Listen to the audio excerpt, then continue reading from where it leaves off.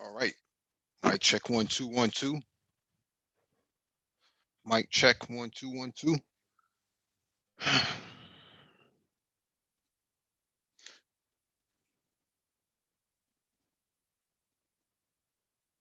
I'll just assume that anybody can hear me in the chat. And if they can't, they'll say something. All right. So welcome back to the Black Brain Trust. This is Black Car Talk, episode 285. Please hit the like button as you come in. Share the video if possible. Hit that notification bell so you get all the updates from the Black Brain Trust, including those on the community tab.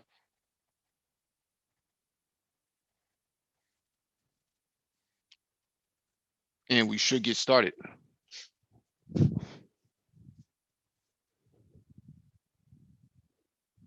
I know we're a little bit late. I always have to switch out because when I schedule out the live streams, the Zoom live stream creates a different sort of uh, setup for itself. So Zoom will actually create its own live stream once you decide to go live. But if I schedule it out, it's completely different. So sometimes I have to delete one live stream that I already scheduled and then go to the Zoom live stream. So that's why there's such a delay sometimes. And I always ask ahead of time, can anybody hear me? Reigning woman, good evening to you. Thank you for the one and confirmation.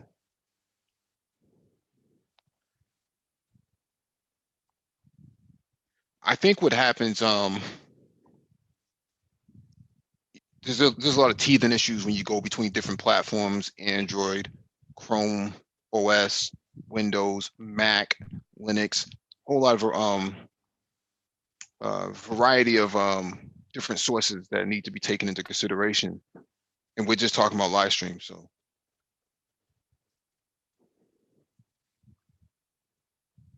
one bit of house cleaning I wanted to do is that I see we're losing subscribers. We are losing subscribers. We lost about 5 in the last few hours. I guess that people are not really feeling the direction of where the brain trust is going currently, and will be going from a future standpoint. We try to diversify the content. I think what happens for some people is that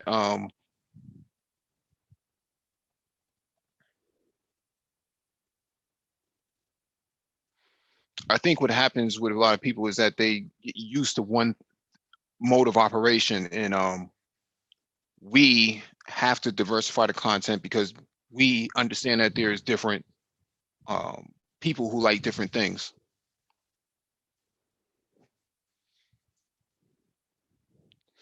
So some people want to be on the panel, but they can't always engage in space and technology, or they can't always engage in geopolitics, or they can't always engage in cryptos or economics and so on and so forth. So we have to kind of broaden our appeal um, to gather more attention for more people, um, more subscribers. So people are subscribing. People who subscribed in the beginning, we had a completely more narrow format where you just had space technology and geopolitics and economics. That was only 3 days a week. Now we're pretty much on every single day, 7 days a week. So we do the cannabis chats on Sundays. Mondays space and technology. Tuesdays are usually Black cultural intelligence or some form of intelligence talk. And then Wednesdays geopolitics. Thursdays is cryptos with Lionel, and then Fridays is economics with myself and Dollar Will, and then Saturdays is Black Tech Talk and Open Chat. So we filled up the calendar for that reason. Hey, what's going on, Ghana Warrior?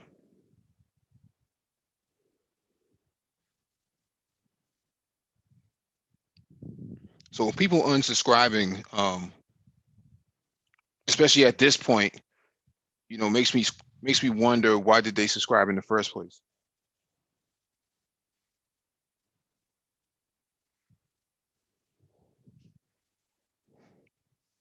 I mean, we open up the chat so that you can actually get on the panel and express yourself, especially now with Zoom. We can get 100 people on the panel if we needed to. without any interruption. And you, you won't have to go through the old things that old issues that Google Hangouts had, where some people might try to hijack the Hangout and boot people off and so on and so forth. That doesn't happen with Zoom.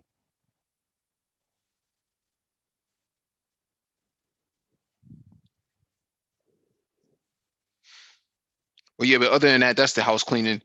People are unsubscribing from us, and that's fine. Um, we're not for everybody, but we're trying to appeal to more of a broader audience. And as long as you have patience, you can actually. There's something for everybody here, so you can't complain about what we're posting or some of the content that's coming out here. Ronin Black, what's going on? Yeah, so that's what's going on. That's the skinny on what's going on.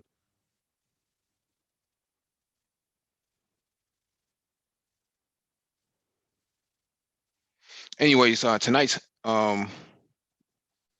hangout or live stream is based on odd card fetishes and life on two wheels. So hopefully Super Triz comes through and aligns us up with some of his experiences on two wheels, because he lives on two wheels for a good portion of his life.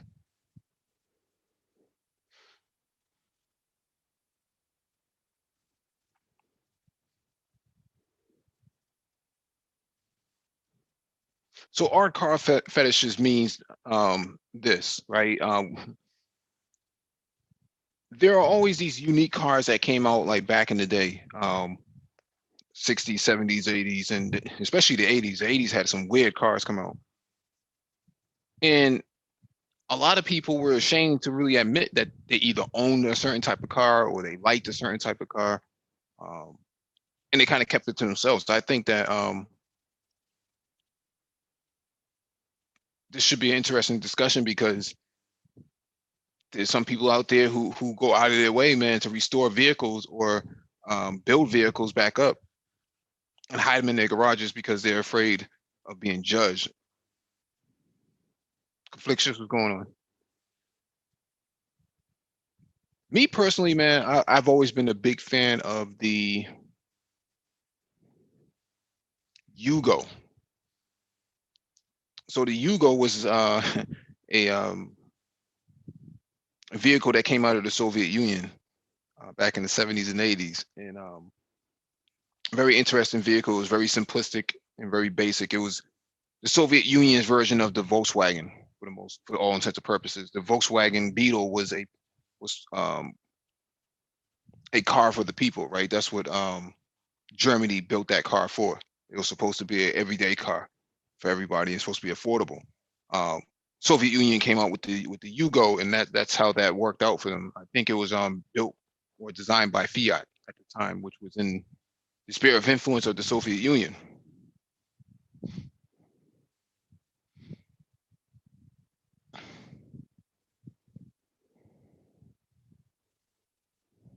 So let me see if I can get a picture of the. Let me see if I can get a picture of the Yugo. And there's quite a few cars that I do like. Let me see, that I will be posting.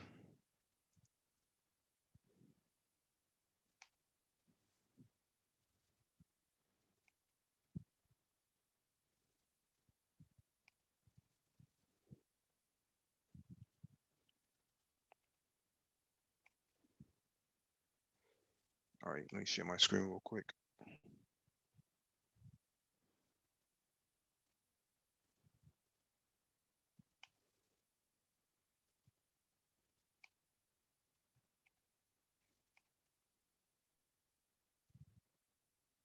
All right, so this is a picture of a Yugo right here. Not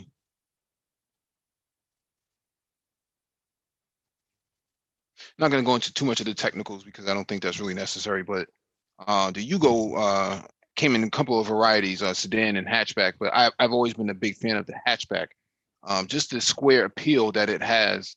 Um, I always found that to be very interesting.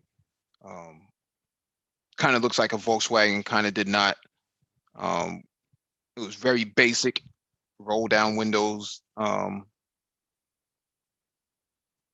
think like a 1.6 liter engine or something like that. Very light and very tossable. It was a poor man's car. Back in the day, if you got if your car had a lemon or was a lemon, I should say, people would say, "Oh man, you bought a Yugo." Basically, a Yugo was considered to be a cheap and unreliable car. But to my knowledge, I have yet to find anybody who really owned a Yugo and complained about it.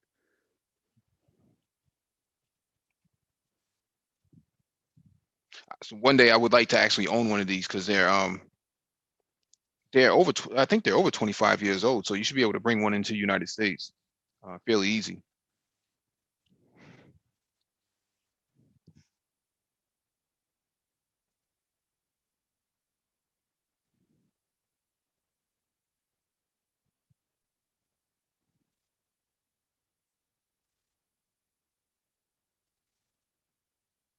Oh, you mean the one on Wayne's World? I think the one on Wayne's World was a Gremlin, if I remember correctly. Those were cool cars if you knew what you were doing.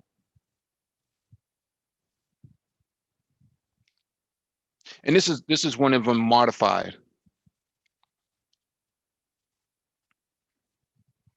I would like to do mine just the same exact way, um, minus the stance and all that stuff. I would definitely like to do one. That's a really clean setup.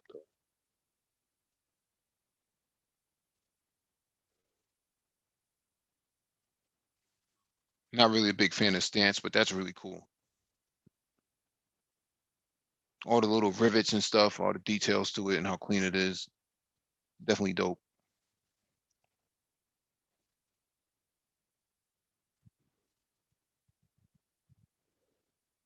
So that's my car, little our car fetish. Let me see if I can find the other one that I was gonna bring up, which is a Plymouth Omni GLH. Yeah.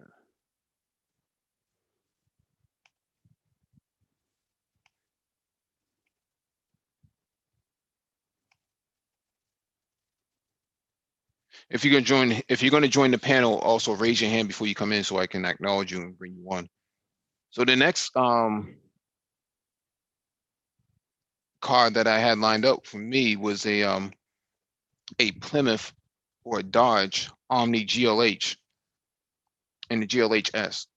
Basically, the Plymouth or the Dodge Omni was a response to the Volkswagen GTI, and I I've always been a big fan of them, but just not a big fan of American cars. So I like the Omni because it was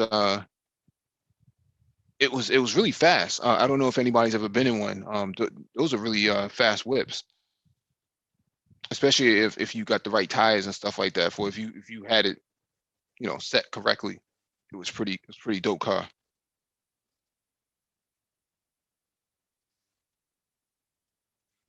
Yeah, but it was basically a response to Volkswagen, because Volkswagen was the new import at the time. They just came out with the GTI, the Golf, this new sort of hatchback sort of vehicle that no one had ever anticipated, and it sold like hotcakes back then.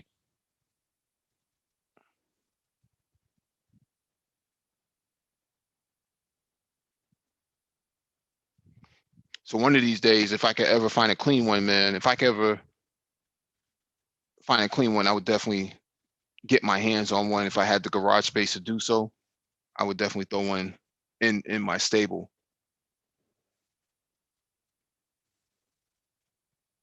Definitely like these.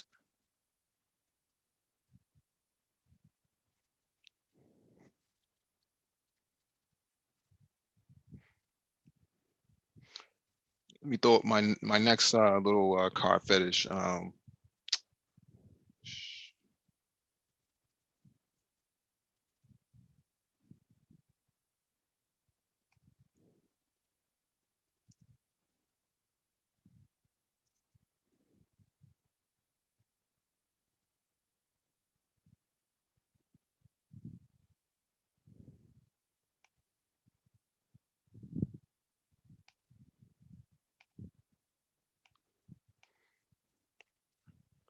All right, here's the next one, man. The Chevette, the Chevy Chevette. For whatever reason, man, I always just found these cars to be just really, really dope, man. The two door, in particular, I was a big fan of the two-door hatch.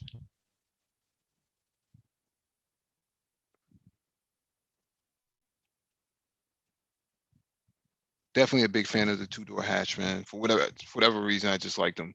Different, um, very cool.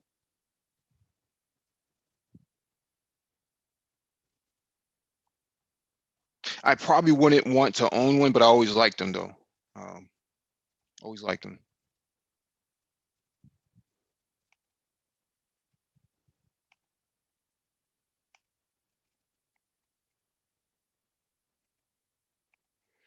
Let me see what the next one would be.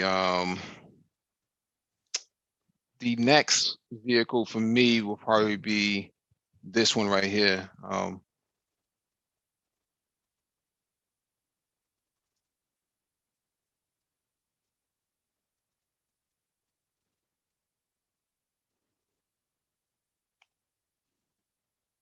Let me share my screen real quick.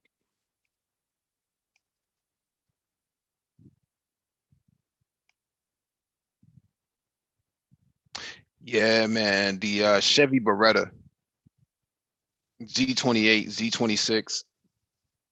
Um, I always just had a fetish for those, man. I thought those were dope cars back then. Um, for whatever reason, it was a coupe. It looked clean when it was brand new, and it was like, that Z mark decals on the side, man. I was like, yo, that's dope. That is dope. Yo, what's going on, Ty City?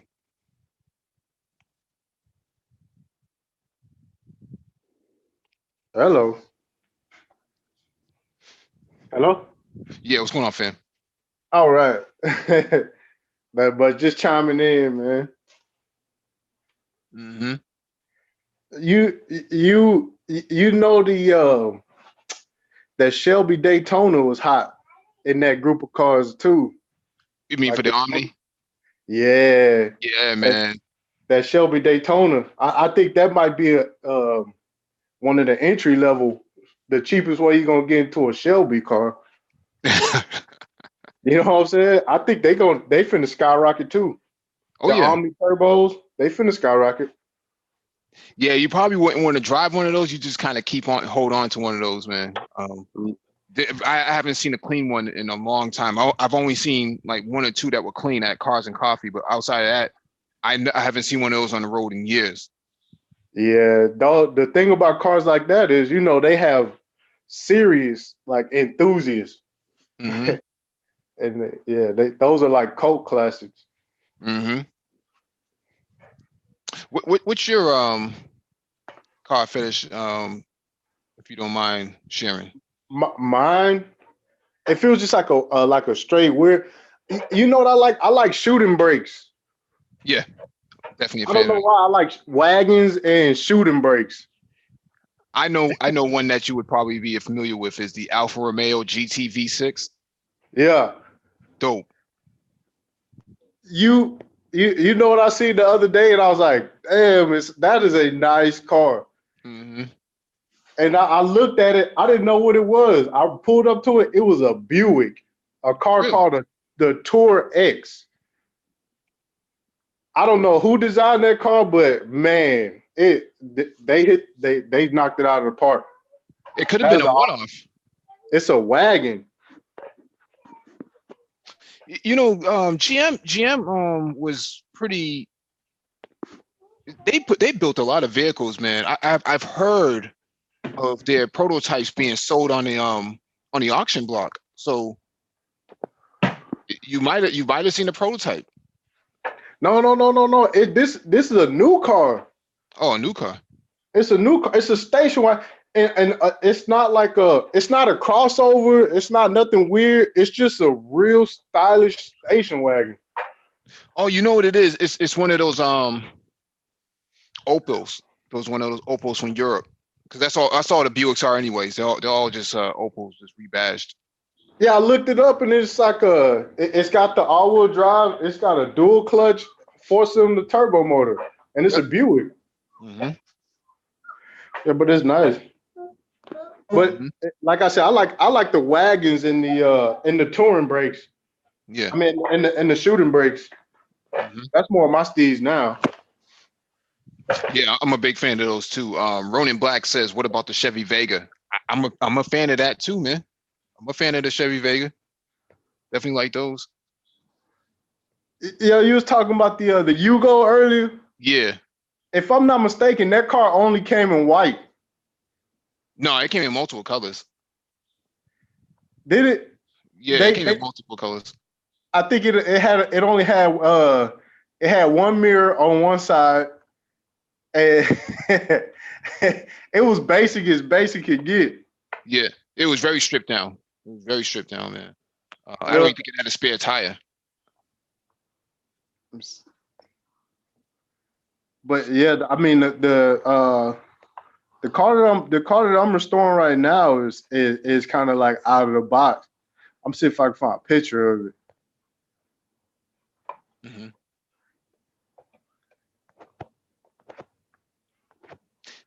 But yeah, the car that you're seeing on the shared screen is a Alfa Romeo GT V6. That was like the last of the Alfa Romeos that was like really dope, man.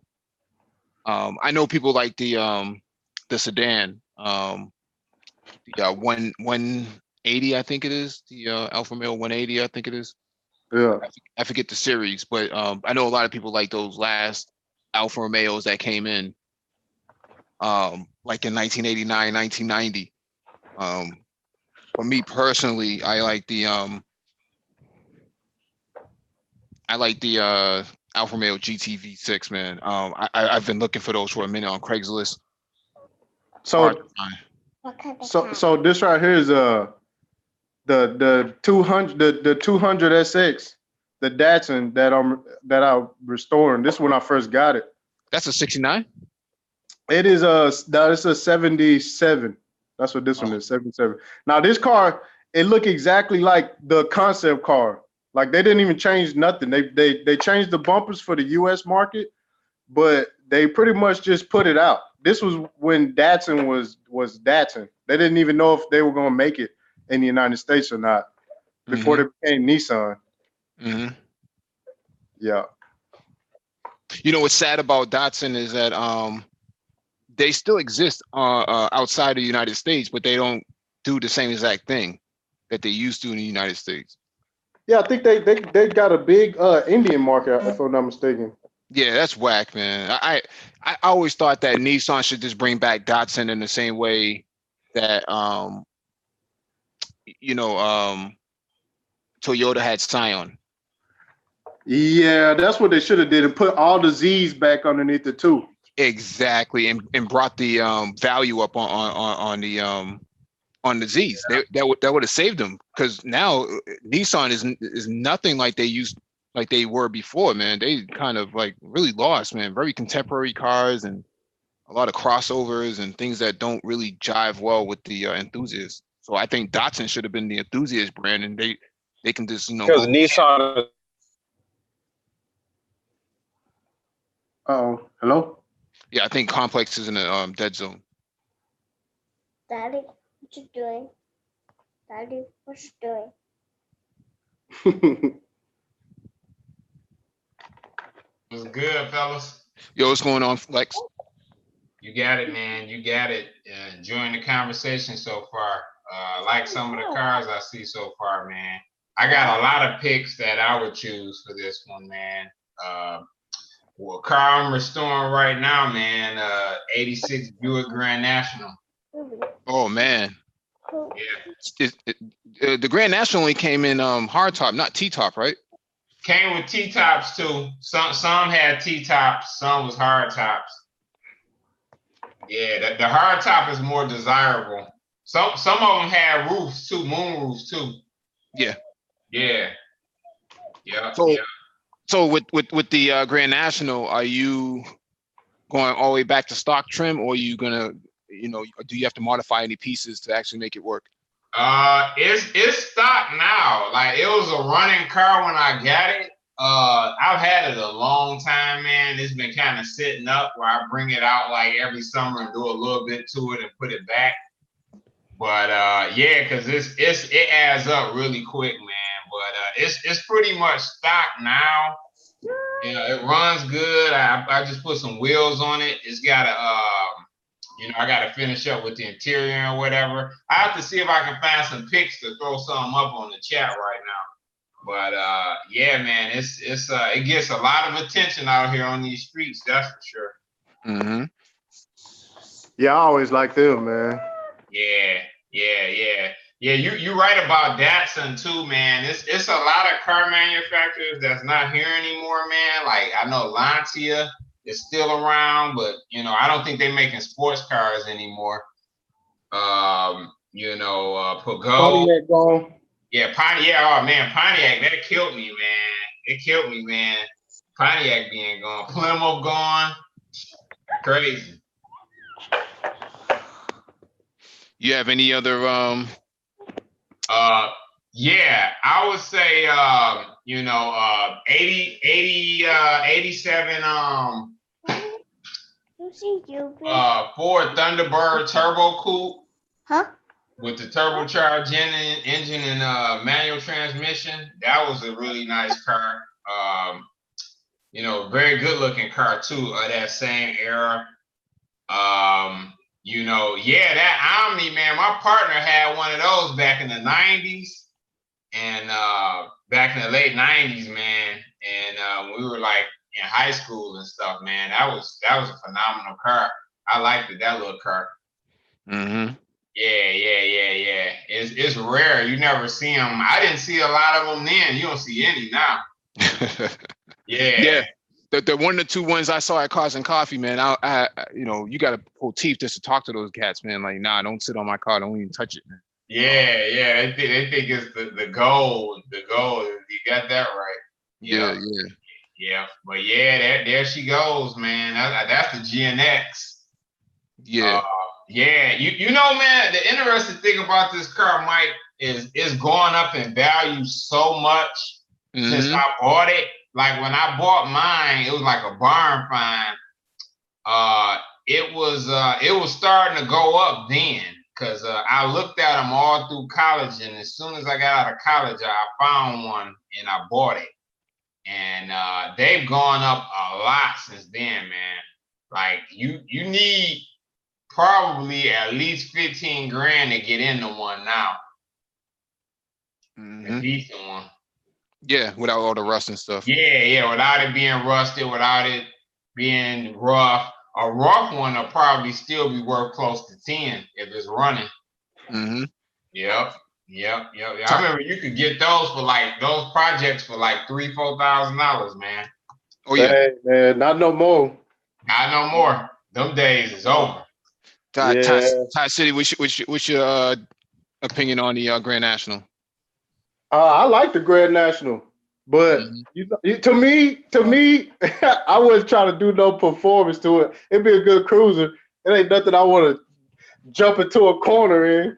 Because they only go straight, right? Hey, I'm not saying that. I think I'm in enough heat already.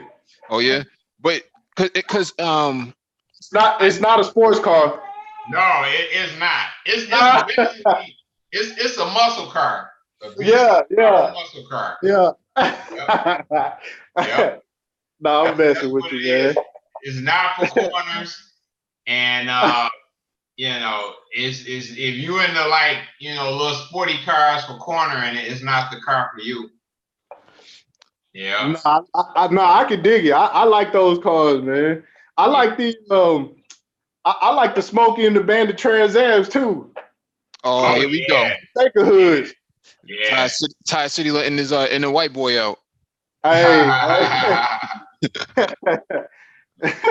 Yeah, those Trans Ams, man. Those are iconic, man.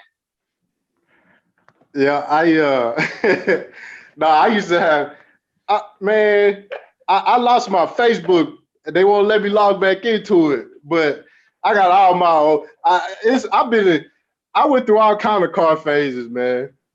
Mm-hmm. So I mean, like out of each one of my phases, I still have love for a lot of different cars and things that I got into. Oh, I got you. Yeah, that's a classic, man. My favorite was probably that silver one with the blue bird. Oh man. It was good, everyone. What's up, Complex? You see the picture right here? Yeah. Oh, okay. So that's the that's a 77 Mazda Cosmo when I first got it. Okay. And behind it is the two-door Grand Marquis. Oh, that's a Grand Marquis coupe? Yep. Damn. That's And a tugboat. man, That's a man yacht. it's a beast. And that's my old bike right there. Oh, okay. Okay. My Gixxer. Gixxer, okay. Yeah, but I'm surprised your neighbors don't go off on you, man. Like, man, you got too many whips in the driveway, fam. No, this at my old old house, man. I missed it because it was my neighbors never tripped. Mm-hmm. Yeah. So now my new house in the HOA, man, they cry about everything. I can't even be parked a certain way in the front of the house. Oh wow. Yeah. Yeah, man. I like having a lot of land and big backyard, man, and kind of push stuff to the back. I know what you mean, man. I've been at places before. I got a shop space now, so now I got a shop. Cool. That's what's up. Yeah. So Complex is on, man. Got anything you want to add, Complex? Oh man, you already know, dude. I'll start with the Ford Escort MK1 and MK2. Oh yeah. Oh shit. Yep. Those things were beasts in European rally and circuit racing. You know, those are like the prototypical sport compact cars. Right? Like before sport compacts became a segment, those are the cars that sort of define that segment. Those you mentioned the Datsuns. Yeah. My dad had a B210. Mm-hmm. He had two of them. What's up? The Escort is when they just took it serious. Like when the Escort came, it was like serious after that. Yeah. Yeah. Oh yeah. Yeah. Like that was like, I'm telling you, that was that first crop of four bangers. Mm-hmm. 1.6 liter carbureted four bangers. Didn't Jay Leno have a custom one of those made with the engine put in the back or something? Wait, who? What was that? I remember seeing like a Jay Leno's garage where he had like one of these old sporty Ford compacts. It might have been an Escort, and he had the engine. That was I think that was the Festiva, I think it was. Festiva, with a Taurus super high output motor put in the back. Okay. Yeah, and he has the rear flared out. Yeah. Yeah, that thing was crazy, man. Yeah. Let's see. The Ford Escort MK. Well, that's the MK2. Mm-hmm. You have the MK1, the version before that. But if you notice, that looks like a Datsun. That looks similar to a Datsun B210. The MK2. That's the MK1 right there.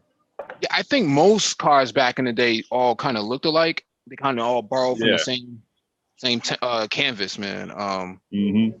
From a distance, you can't really tell which is which. Because even a Volvo, I think I think it's the P1800 or something like that. They kind of look similar. Fiats back then, they look similar.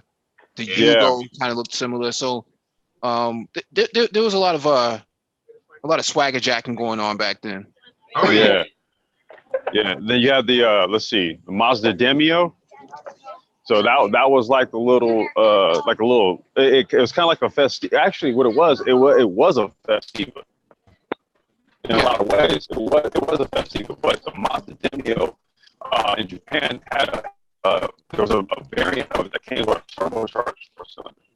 You got a lot of feedback. Hey, Complex, you breaking up, man. Shit. Okay, hold on a second. Hey, y'all familiar with the Lotus Elite? Elise or elite? Elite, Yeah, not I'm the familiar with Elite. that. Oh, that's elite. Yeah, Yeah, the Lotus Elite is one of those. Not too many people know about it, but it's a shooting brake, yeah, and yeah, man, you can still get them. yeah. My dealership has one, man, just sitting in there.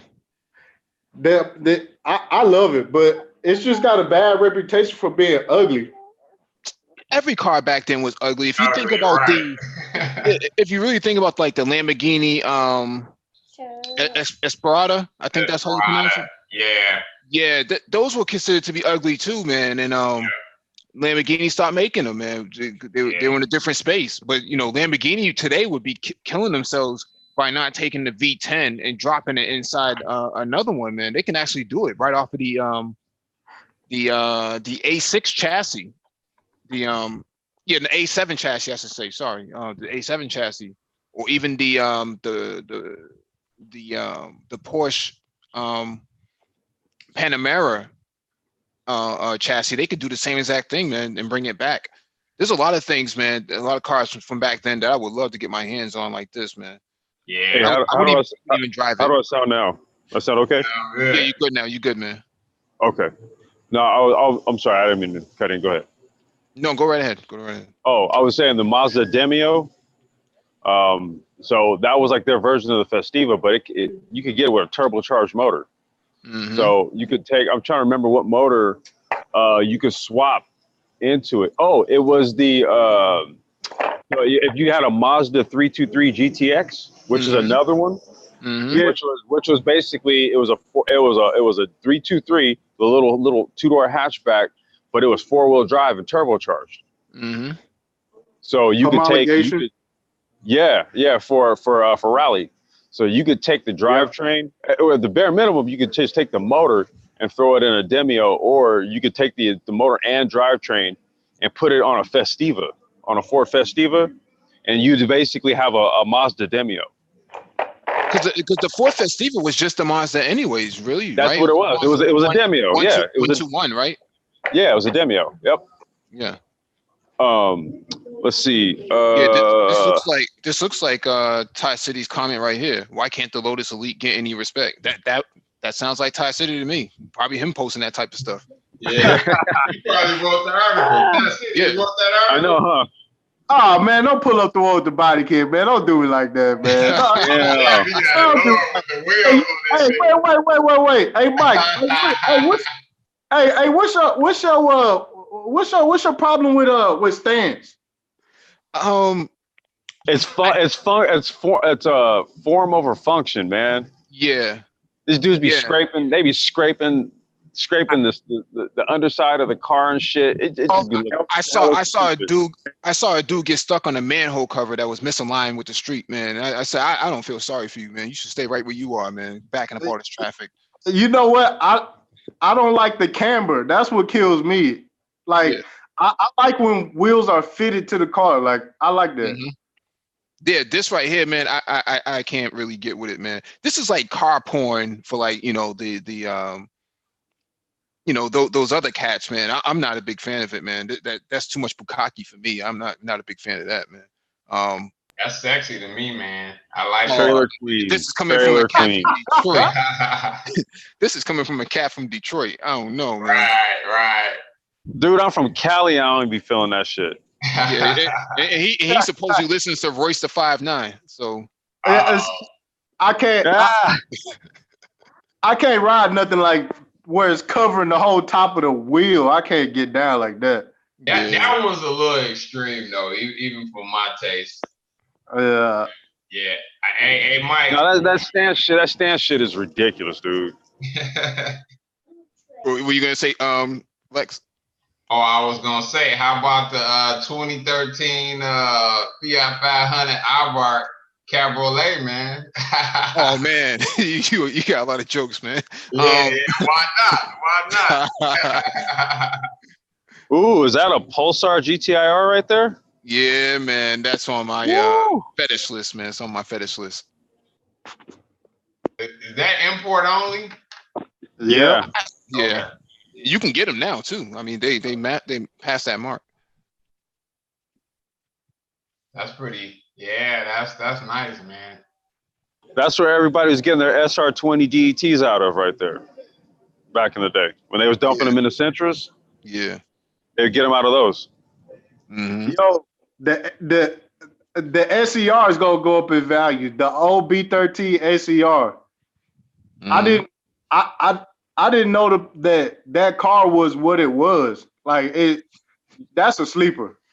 Yep, my homie turboed his. My homie turboed his. Right, it Mm-hmm. looked just like a regular. It looked like just a regular SCR. Man, this dude used to catch everybody sleeping at the lights, dude. Like cast a rev on him. He's like, "You want some of this?" And man, dude, I swear to God, dude, he dropped the hammer on him on these dudes, man, and he was outie. And these dudes were like, we get to the next stop, and they'd be like, "Man, what the fuck?" He's like, "Man, it's just turbo, bro." Yeah, I hate when cats be like, "Oh man, you're cheating." No, the engine was designed like that, fam. What are you talking about? It's not cheating, Yeah. man. It's designed like that from the factory.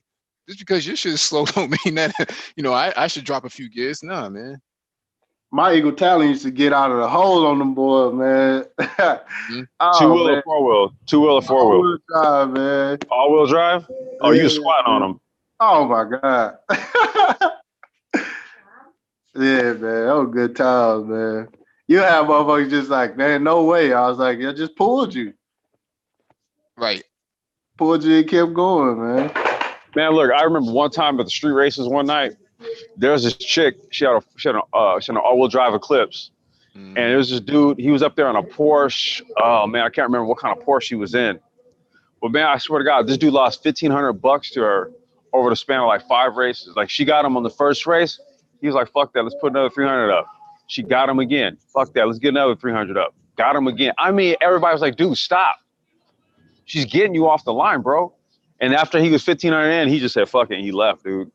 Mm-hmm. It's kind of hard, man. I'll tell you. Yeah, Hey, I think. Go ahead. No, I was just gonna say this is the type of car that Raining Woman likes. The Fiat 500 Outback. Oh yeah, man, the legend right there. I got some nice mods on mine too. Yeah, they did a good job on those, man. But the regular base model, man, it was a disaster.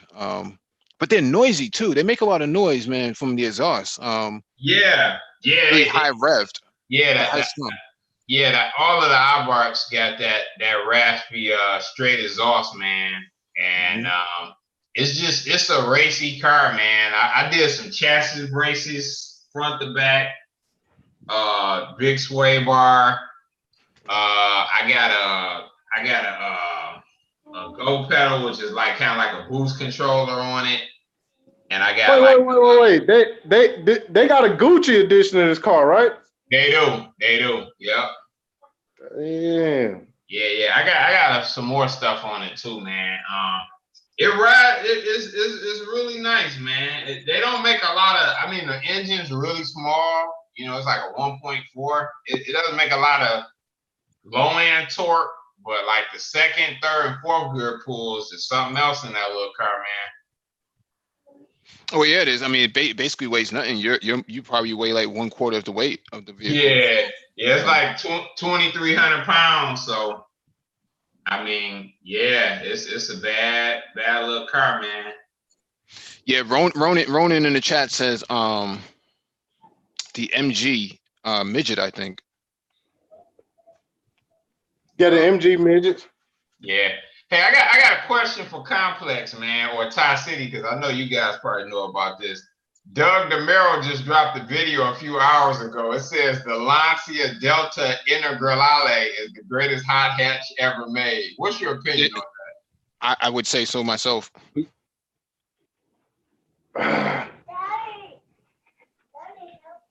Oh, you agree? What about the other guys? I don't know. I that Clio is hard. Yeah, the Clio's hard, but I think the Delta, man, that knocked out Audi, the Quattro, from winning in the rally. So they that car is hard body, man, and you're not gonna get it for cheap. Lancia. Lancia. Yeah, man. The The Evo. Lancia Delta in the garage. Yeah, The Group Evo, 5. man. Yeah, Group 5 rally. Yeah, you're not gonna get that for less than 80 bands. So that would be the goal, then, basically. I got you. You know, with some of these cars, it ain't even if you can afford it, it's if you can actually get somebody to sell it.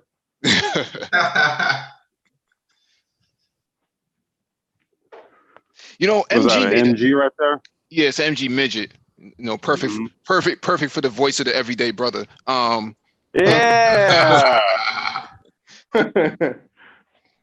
Yeah, let me look at that. I can see him pulling up in that with his date night itinerary. That's I don't fucking know. hilarious. I don't know what the name of that MG was, man. The shooting break. Let me see. Yeah, here it is, right here. Yeah, I always like these, man.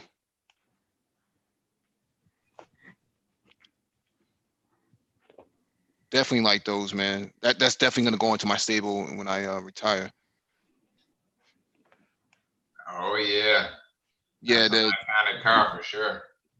Yeah, those are dope, man. And you can get them for dirt cheap on the market too. At one point, a few years ago, they were going for like 4 bands. Couldn't really get Oh that. wow. They were that cheap? Sheesh. Yeah, this was probably like back in 2013, 2014. You can get it for like 4 bands. Because I was looking for an Alfa Romeo GT V6, man, and Yeah. those are hard to find, man. Especially a clean one. They were pretty rusted. The ones that were cheap were rusted out. I didn't feel like dealing with all that stuff. But Yeah, you're gonna have to import. You either gonna have to import the car itself, or you're gonna have to import a donor and get one that's kind of beat up and do the resto on it. Yeah. I'd agree with that. Hey, Mike, I got a car for you. That's actually I got a couple more, but this is the one, man. Look, as soon as I get the dough, I'm scooping this shit up. Volvo C30. a Volvo C30. Yeah, Volvo C30. Your mic is breaking up a lot, Complex. So yeah, let me pull it up for people who don't know what we're talking about, or what Complex is talking about. A Volvo C30 was a That was the little hatchback, had the big window in the back. Yeah, that was Volvo's answer to the Golf GTI at the time. The Golf GTI right there, man. Yep. And it had a 5-cylinder engine. And if you modified it, you got some serious sleeper under the hood. Because it was really tossable. I didn't buy one. I had made a decision to go with that over an R32. But they didn't have the Polestar version available at the time, even though they were demoing the Polestar version.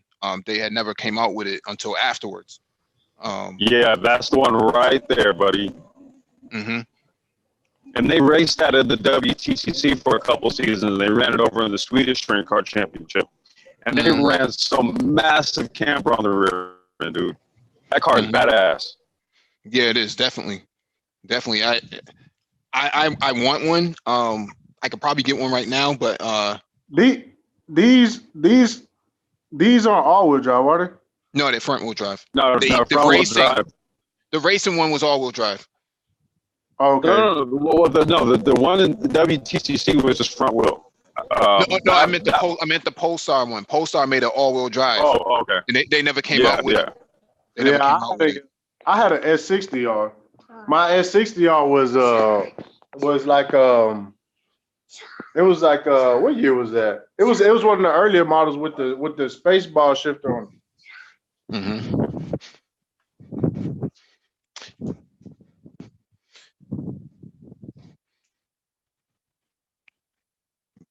Did the Hangout stop working? What happened? Somewhere up here.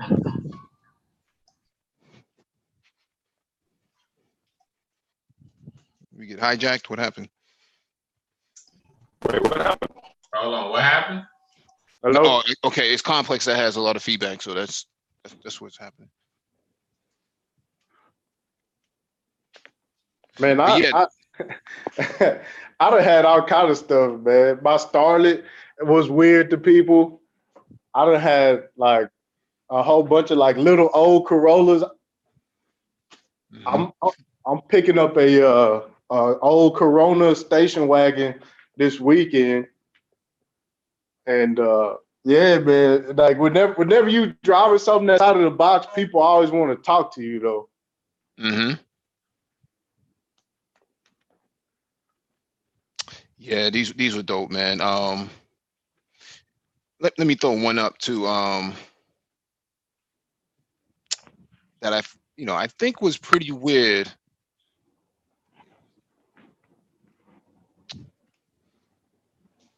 And that was one of the last Volvos that Volvo actually made before Geely bought them.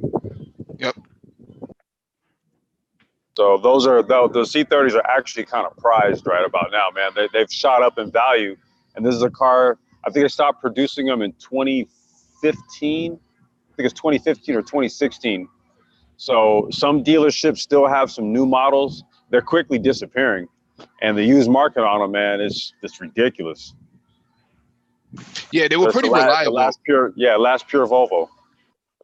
Yeah, they were pretty reliable, but they were overpriced for what they were charging because they had a Boston Red Sox version of that only came in red. Hey, you know what? I think I ain't even gonna say it, man. Go ahead, Ty. That I just now seen the new Civic Type R. Mm-hmm. I would never drive that thing, man. Oh, I don't. blasphemous. It is hideous. It's hideous. I don't know what's gone. I don't know what happened to Honda's design department, but they all Yo, like they were all kidnapped and were replaced with aliens. if we just talking about weird, ugly cars, that car freaked me out, man. Just seeing the Type R, like, ugh, I didn't like it, and I didn't like it. The owner was trying to tell me how great it was. I was like, I'll take a DC5 before I take this one. This ain't Mm-hmm. gonna work.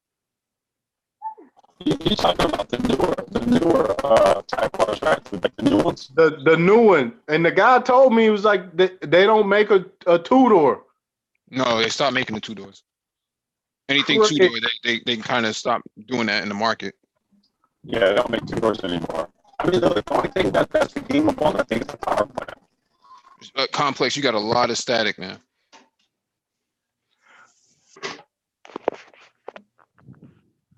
I don't know. I'm out of the field. I'm out of the field, so I'm gonna drop off. I'm just gonna listen in. Yeah, pull your antenna out. You got trucks, man.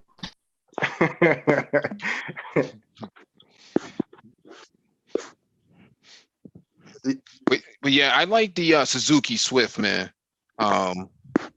Swift GTI. I think that's what they call it. Yes, Swift GTI. I always been a Yeah, big fan of those. Isuzu had one that was weird too. Oh yeah, what was the name of that? A little, I forgot the name of a little all-wheel drive little thing, man. And Oh, and the Isuzu Impulse. Impulse, that's what it was. Yeah, Yeah, man. yeah. Pull that up. Boy, oh boy. Good luck. Good luck. The market on them things went.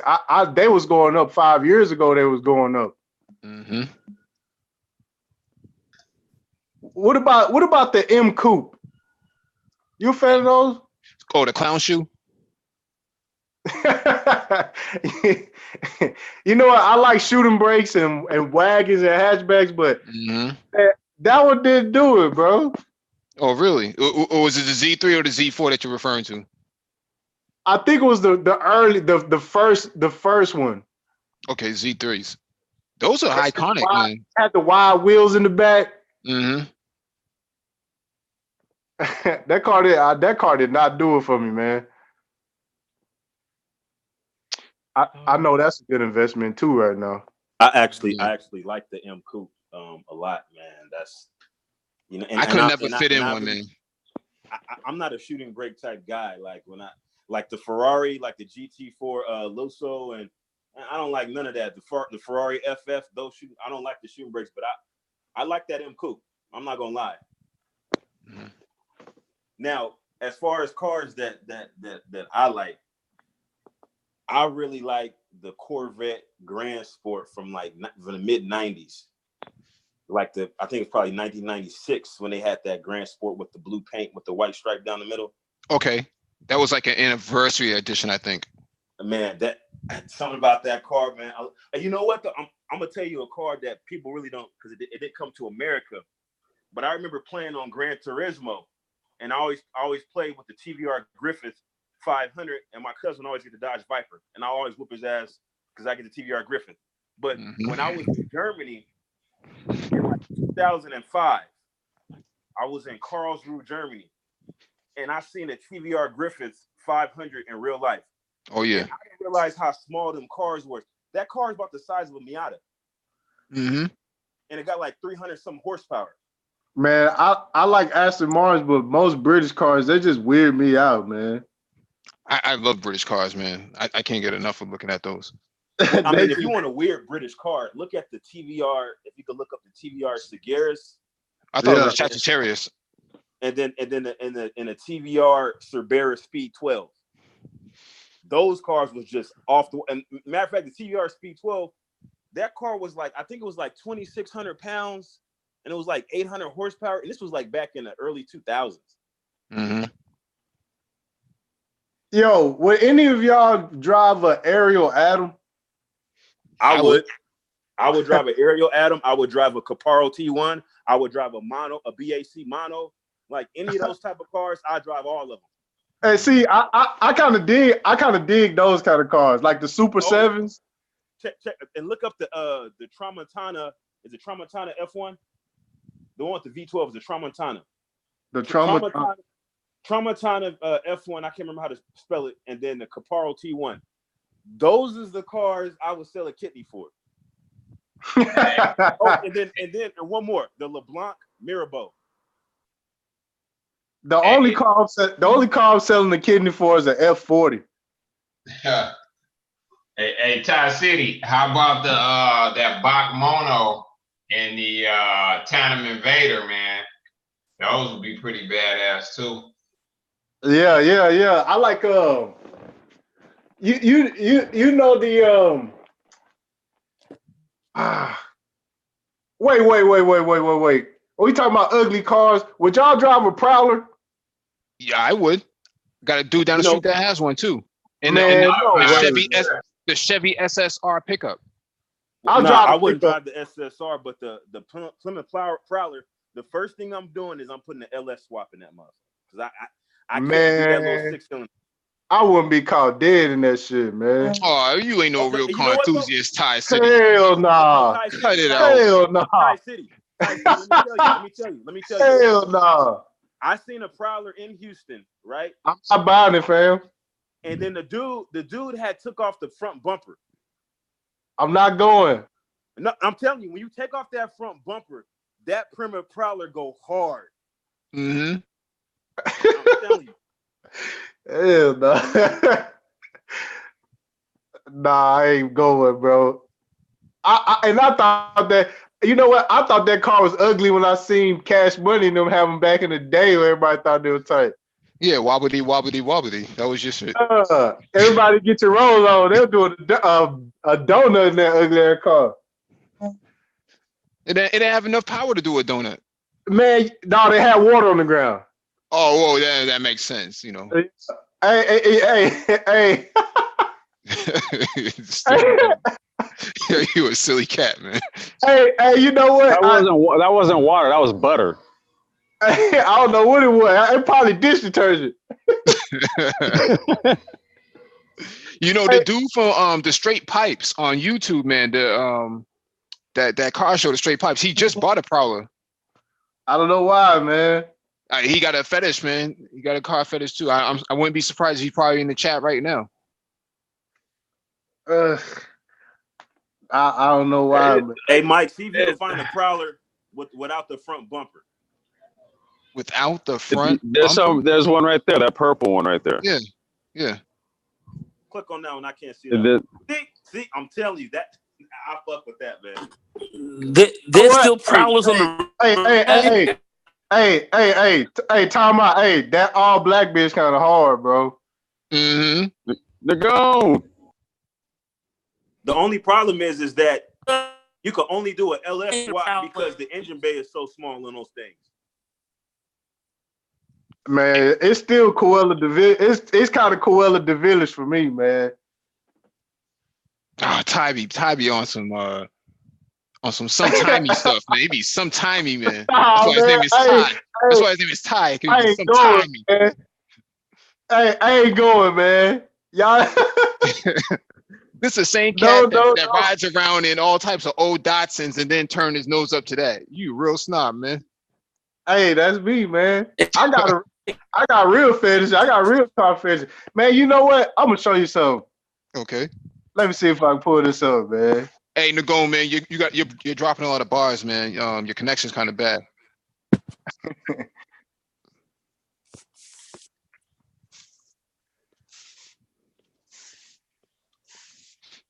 I think Reigning Woman approves of the Prowler. She likes the Prowler.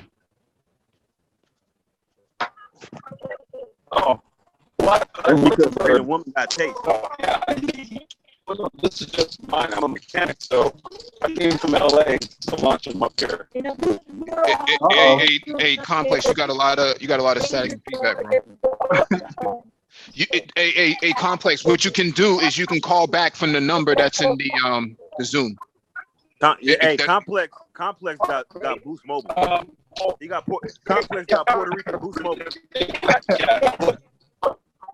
Hey, Complex, call back in from the Zoom number. There's a Zoom number in your email. Complex, don't call back from your Puerto Rican Boost Mobile phone.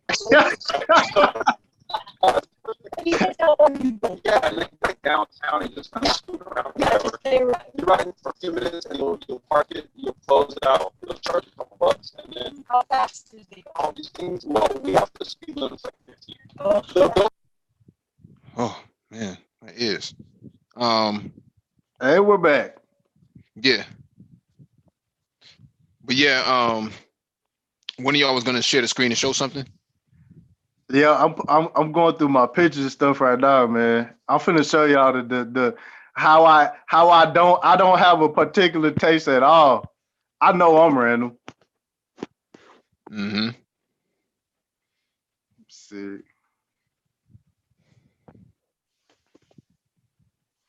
Yeah, they kicked me. I had a whole bunch of pictures on Facebook, but one day I logged in, they try to make me like load a state ID or something like that. And Oh yeah, because they're trying to work with Real ID. So yeah, I never put my real name on my Facebook, and I just wouldn't do that. I lost a whole bunch of pictures. well, all they have to do is just Google ugly cars and car fetishes, and you'll see you come right up. Yeah, with the Prowler. Yeah, squatting down with your soft toe Reeboks, man.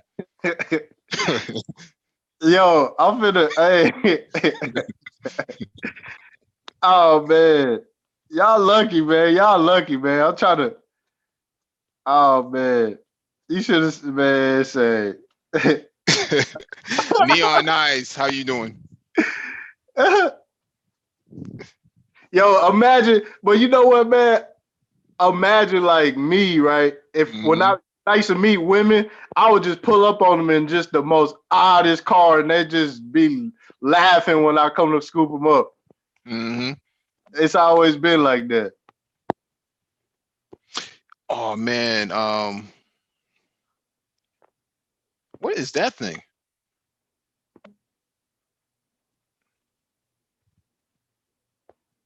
What's that supposed to be? Oh, that is nuts.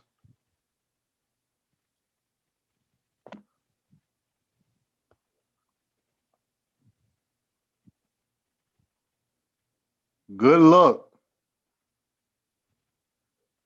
You ain't driving around Dallas, tell you that much. Who's sharing this? Oh, that's Super Triz. Okay.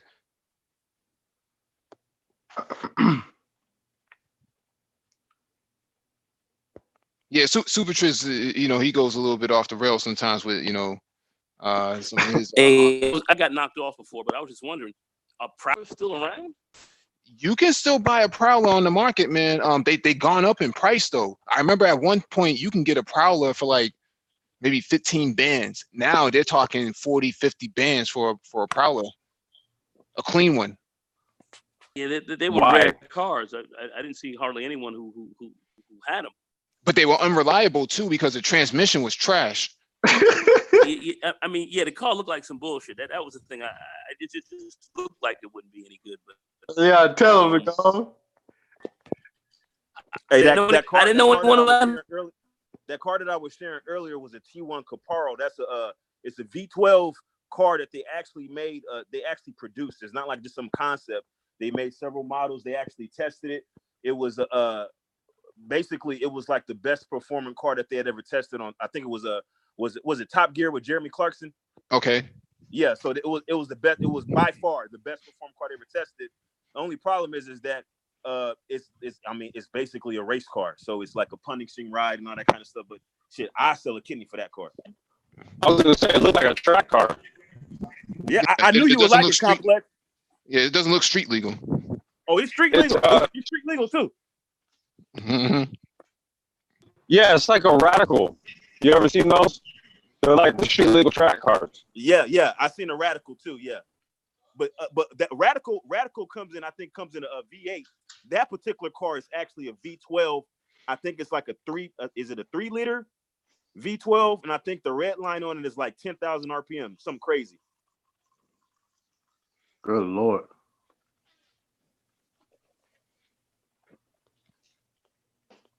Okay.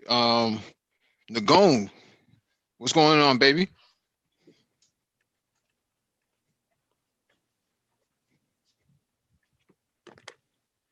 Hey, what's going on? What's going on, fam? How you doing?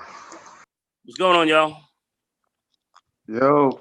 What's your car fetish, man? What's an odd car that no one else would like that you like? I don't know. I don't think I really have one. I think maybe AMC Pacer. Nah, man. Nah, man. Nah, man. I remember my parents, they bought a 19, I think it was a 1977 Matador, an AMC Matador, station wagon. Before the SUVs were out. Car looked fucked up, operated fucked up, the whole company was fucked up. Everything about it was fucked up. So did yours wood panels on it? Huh? Did it have the wood panels? No, it didn't have wood panels. No, it didn't have wood panels on it. Wasn't like that. I mean, I might have respected it more if it even had that, but but it didn't. And then they had then they came out with a sport car, the AMC. The Javelin. Was it the Javelin? Yeah, it was the Javelin. Yeah. That was AMC's only legit car. Yeah. They had the small block in it. Yeah. They had a sport car. And I saw some guys later on. They tricked a few of those out, but the car that I think I really liked more than anything else was the 71 Hemi Cuda. That was that bad. That's live. That's live. So if y'all can find one of those around, I think those kind of cars. I think they're running hundreds of thousands of dollars in mint condition. I believe. Boy, let me tell you, I'll sell that car and get a Supra or something. Oh man, I What? don't know, Ty, man. Oh man. You had too much bud tonight, man. Who said that? Oh, my man on that hen dog. He on that hen dog right now. Yeah, Ty be on some other stuff, man. Man, y'all look, I can't find these pictures, man. Hey. Yeah, you should open up your windows, fam. Open up your windows. I know those fumes from those. What you man? Like, what's that? Some Texas bud? I mean, you ain't on that. You ain't on that Cali shit. I can tell right now. Probably on some lean. Don't be on that shit. You on some lean. Don't be on that shit, man. I'm back on it, man. I don't want y'all confusing those cars with sports cars, man. Oh man, hey, this cat. Going. Wow. Sacrilege. Sacrilege. You know what? That conversation was so good that I started to realize that a lot of cars that I like fit into the touring class, man. Yeah, because I've that's really because seen a lot of cars like that. I just had to sit back and just think, like, wow, like, no, even some of the cars I don't like, they not traditional sports cars. That was a yeah, good well, conversation. yeah, because Super Trish brought that smoke, man. Ah, He gave you those hands, but you know but yeah, what? go ahead. You, I ain't gonna do that. That's another topic, man. Okay. It's just about how just like the Mustang got a cross plane motor, but it's technically not really a cross plane engine. Oh, hold on. Now you gotta explain to me how it's not a cross plane. Man, hold on. Is that guy see again? I'm back. Yeah, it is. No, hold up. Now see, Okay. now you reckless again. Let me explain to me. One more again. Well, a cross plane motor should have individual throttle or two Oh different. my God, here we go. That has nothing to do with a Yes, cross it does. plane crank.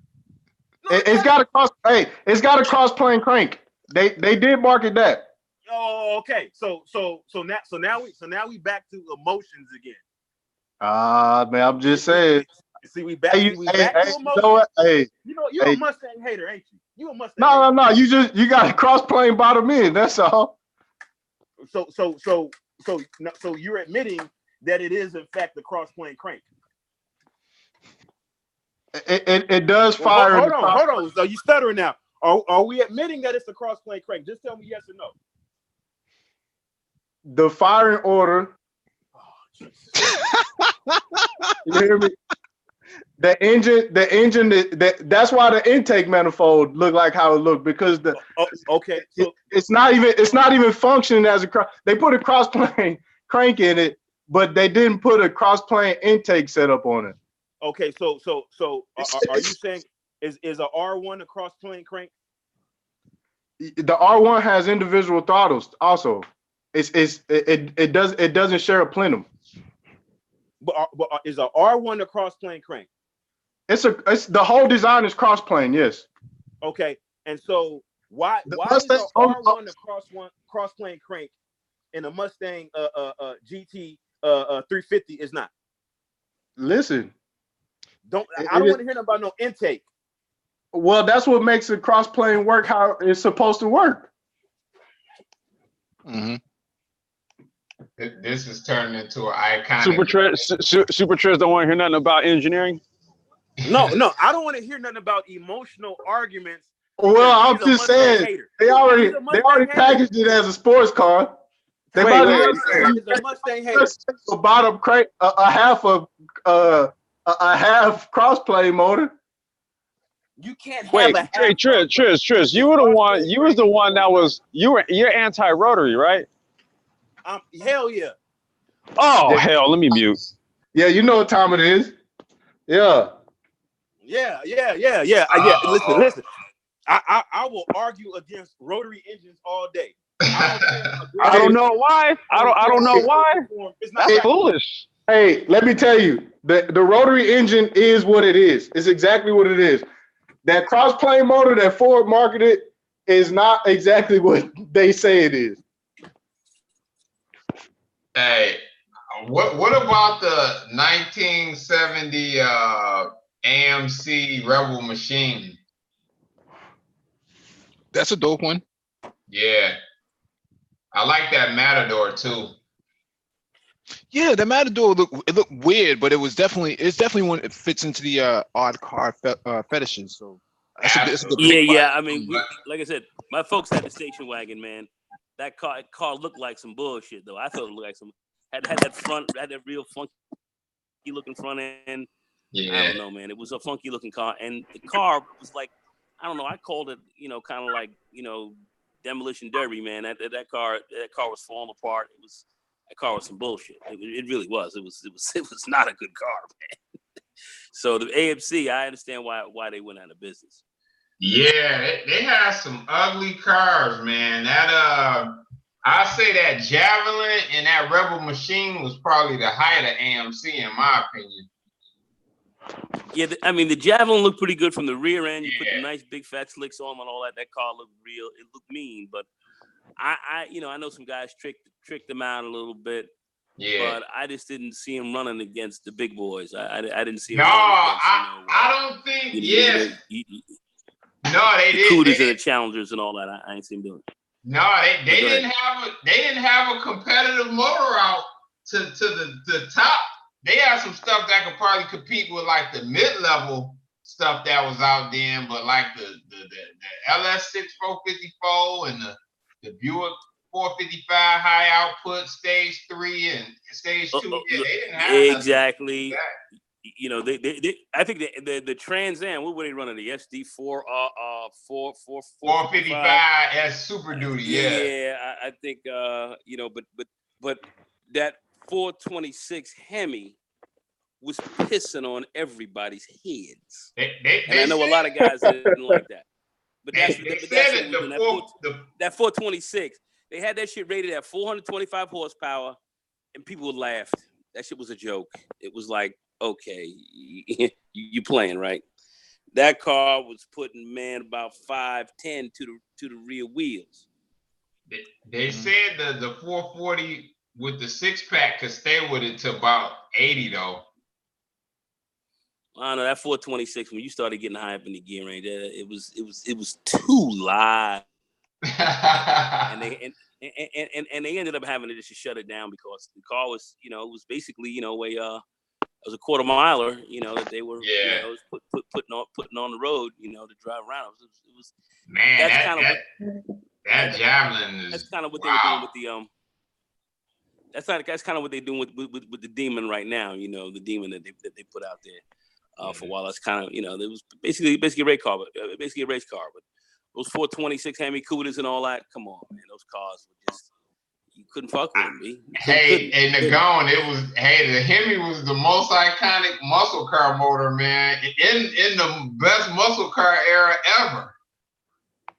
So yeah. And it sounded like muscle. That Detroit, it sounded like muscle.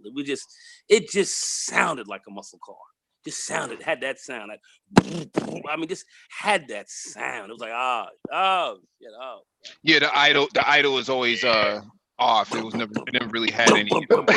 And then when you just blasted that bitch, it was like, oh fuck, oh shit, oh. It was. Come on, man. Those cars were crazy. Those, they're bringing some of that back now. I can't front, but definitely they were, they had it going. They had it going back then. And then by 1976, they had shut everything down. Yeah. Carter came into office. Gas, you couldn't have no more gas guzzlers. He had to be on conservative gas. Dropped the speed limit down to 55 miles an hour to conserve fuel and all that. They took all the big muscle out of the cars. Man, you're right. At the end of that era, man, they had 455 big blocks making like 230 horsepower, man. 200, and saying, man, this car is really crazy because, man, this car is putting out, man, close to 300 pound-feet of torque, man. I was like, what? My sister's tricycle does better than that. But seriously, that's what they had reduced it to. They had reduced it down to that, and then the whole muscle car era had died for a long time. It had died, and they didn't start bringing it back really until the very late 90s, 2000s. That's when it started to slide back in. But everything else was kind of shut down. It was it was kind of shut down. They were nervous to put out the big equipment. Yeah. You could not go literally into a place and get and get a 6-liter engine. Anything above a 6-liter engine, nothing. There's no replacement for displacement, so you couldn't find any real big blocks putting out crazy horse. Hey, the girl, you better watch it. Tie City out here, man. You talking about no replacement for displacement, man? Nah, man, come on. I remember my uncle, man. He had a Chrysler New Yorker, fucking Chrysler New Yorker, 1970 Chrysler New Yorker. This thing looked like a big boat. This thing was catching. It's supposed to be a kind of a luxury car. This bitch was catching rubber at 30 miles an hour. You drive 30 miles an hour back. My Mercury like that. I was like, look at it. It damn near had a 426 in there. I was like, look at how live this is. But Mercury like that. There is a replacement for displacement. It's called a turbo. Yeah. Yeah. You can, but the I knew turbo that also was puts a coming. certain level of Uh-oh. displacement on the vehicle as well. And, Uh-oh. so let's we can get into it if you like. Nah, but turbos and all that, and blowers and all that kind of stuff. I love superchargers. I'm a big Kenny Bell fan. Kenny. So I'm a big fan of that. So I do like that stuff, the bolt-ons and some of that stuff that really gives you. There's another replacement for displacement too that you guys didn't mention. RPMs. RPMs. I'm finna say, don't even say nitrous. Yeah. Nitrous. Well, Well, I mean, no, hold on. You can't. Are you trying to deny nitrous? Who is that? Ty City again? Oh my no. God. You can't deny nitrous, but you will blow up your Don't fucking do me engine. like that. Don't do He me said, like "Blow up that. your asshole." You will blow your engine. Don't do me like that. Now, I'm definitely liking this Rain Brothers AMC Javelin, man. I thought they did an excellent job on this, man. They hit this one. There's some nice javelins out there, man. Yeah, I think they did the best job though on this Javelin though. They really hit this one out of the park. I don't know if you've ever seen Jay Leno's episode when they brought it on there, man, but they really put in a lot of detail on this. See, I'm okay with the wheels. I didn't see the Javelin. I didn't see them running hard. I just didn't see him running hard like that. I didn't see him really running hard out there. As I said, I would like to see, because I know you could probably put some real crazy shit in these cars now, but I just didn't see him running hard like that. Back in the day, I saw it was running hard out there. Yeah, the Javelins just weren't running hard. They weren't running hard. I think the biggest engine you could get in one what they had, the 390 or the 401 or something they had out AMC. I'm not familiar with it too much. I saw it, but like AMC, I think if they really put a real serious sport car out there, a real high performer, they might have. I don't know. Hard to say.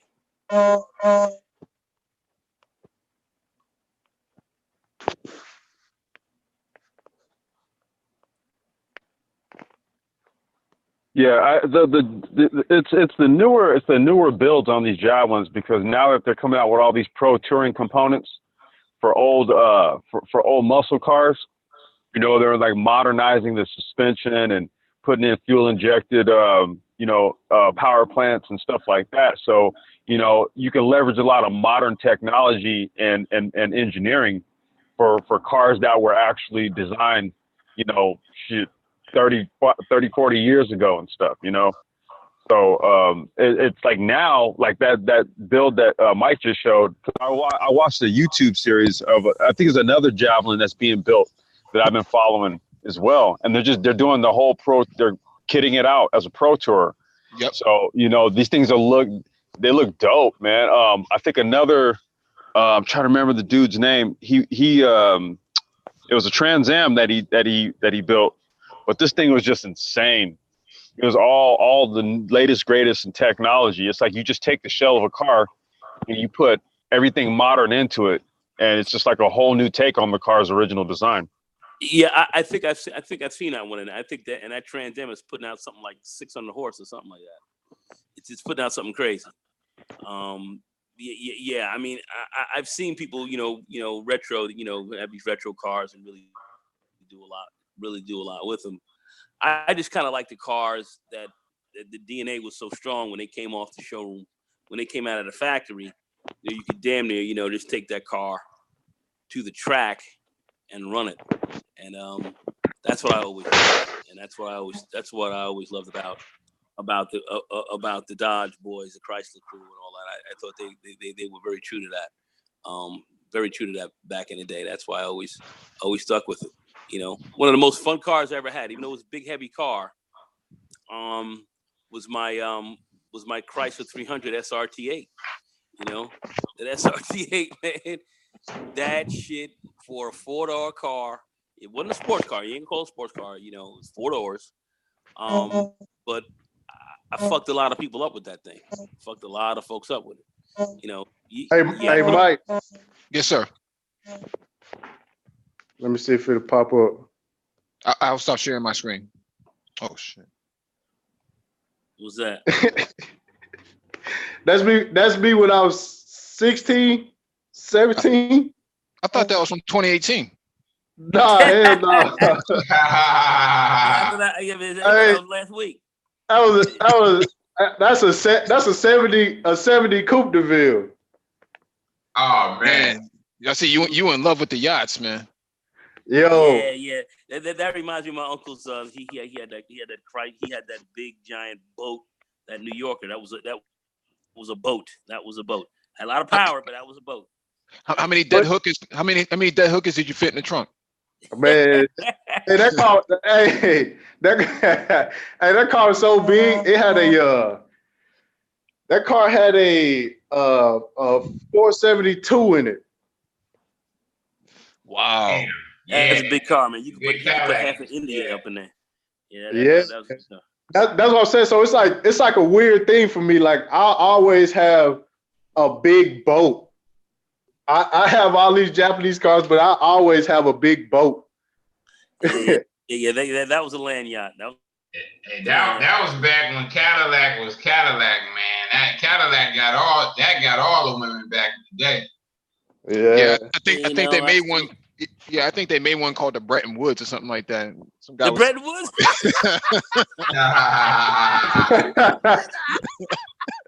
Is it close? Is it close to the bro? Is it close to the bro? Something like that. The Bretton Woods. The Bretton Woods. Is it close to a bro? Yeah. Something like you had a rag. Hey, Mike, man. Hey, snap yourself, man. Hey, Mike, snap yourself, man. It's an inside I'm joke. lucky I can't find the rest of the pictures, man. It's inside joke. Like you finished. Oh, no, Triple X. It's an inside joke, man. We did a hangout on Bretton Woods, man, and a lot of cats was like, "Yeah, my uncle had one of those. He drove one of those in the '70s." It was like, "Nah, no, it's the wrong Bretton Woods, man." Oh my god! They confused it with a Fleetwood, man. That's bad funny, fam. Anyway. Oh man, let me throw this one at you guys, man. I know you guys are be like, yo, you're crazy. Let me see the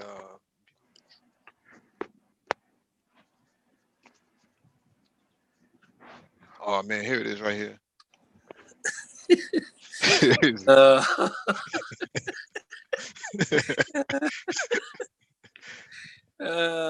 Buick Trofeo. Oh yeah, man. Yeah. That's Oldsmobile. Sorry. Oh, I remember that. Yeah, my cousin had one of them. Mm-hmm. That's a great. Yeah, 88, I think. You know what? One of those cars, the Cadillac Eliante? Yeah. Alante, yeah. Alante. Yeah, that car was designed by Pininfarina. Yeah. I ain't know that. Crazy. Like I said, Pininfarina, they were definitely good for the Italian-made cars and all that. But when it came into the American market designing, it didn't carry over too well. Yeah, the Alanta was pure trash. It really, it really was, man. Don't listen to Ty City. What? Wait, did he say it wasn't? No, I said the Alante, Cadillac Alante was pure trash. I agree. Yeah, I mean, look at it. It wasn't front. It was front wheel drive too. It was trash. Yeah, it was. Yeah, it was. Along with the Eldorado. The Eldorado was front wheel drive as well. Yeah. Okay, and then now the Eldorado, which was crazy. I'm talking about the big boat Eldorado and the Coupe de Ville. They were front wheel drive, but they were longitudinally mounted. Like, what the hell was the point of that? Trash. They did that to make them eat. It was supposed to make them easier to drive. I mean, you know, they did have advantages. It did have certain advantages in driving the car, but you know, you had a lot of understeer with that vehicle as well. It was also very heavy, and you know, I mean, you know, to me, if you're gonna have a front wheel drive car, you know, and really have it do decent, it's got to be balanced well. It's got to be kind of light. It's got to be a little lighter. I think the main reason why they wanted front wheel drive because they wanted to increase the interior space. That was the main purpose. But it was like if you're gonna make it longitudinally mounted, you might as well just make it rear wheel drive. But remember, once they came out with that front wheel drive car, almost everything started going front wheel drive. They started putting everything in front wheel drive after that. It was few rear wheel drive cars out there. Well, they left the Brougham alone. The Brougham never went front wheel drive. You talking about the Brougham or you talking about the Broham? Sorry. The Broham. Oh, come on, man. Don't do me like that. But didn't the Lincolns stay rear wheel drive though? No. No. They went front wheel. I mean, everything went to a once they started sharing all those platforms and stuff like that, man, they eventually went front wheel drive, man. And they said Lincolns too. It said it saved gas. It was better on gas. Everything else. It was easy. It was easier to cross-platform develop. They kind of learned that from the Honda and Acura and the rest of those other brands. So they were beating the crap out of them, out of the Americans, man. The Americans were kind of building separate lines and stuff like that, separate product lines and whatnot. And Honda and Toyota came in with Lexus and Acura, man, and just blew them right out the water. Yeah, because the Japanese came in there, man, front wheel driving it all over the joint. Man, don't do it. Don't do it. Sort of find the car. Don't do me like that. But the 280Z and all that, when they first. What's going on, Tie City? I don't know, man. I'm getting hit from all angles, man. God damn. Throw them hands, man. Throw them hands. I know, man. So what do you guys think about the Cadillac Cimarron? A piece of. Are you kidding me? Are you kidding me? I mean, that is that is stone cold garbage. I mean, that is literally a piece of fecal material, literally. But see, that's this is exactly kind of what goes. It was. That's the whole point of this hangout. Yeah, but then that goes into the point of why American brands started to fall apart by the mid '90s. They were putting out products like this, and there was this dude, man, on YouTube, man. Shout out to Captain Soul. Told me a story about his father, man.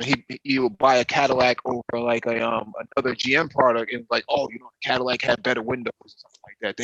They had more density or something to it, or something like that. He was very convinced that Cadillac really made a better product than, let's say, Buick or Oldsmobile, and you couldn't really get certain Americans to really understand that it was the same car, man. It just had a different badge.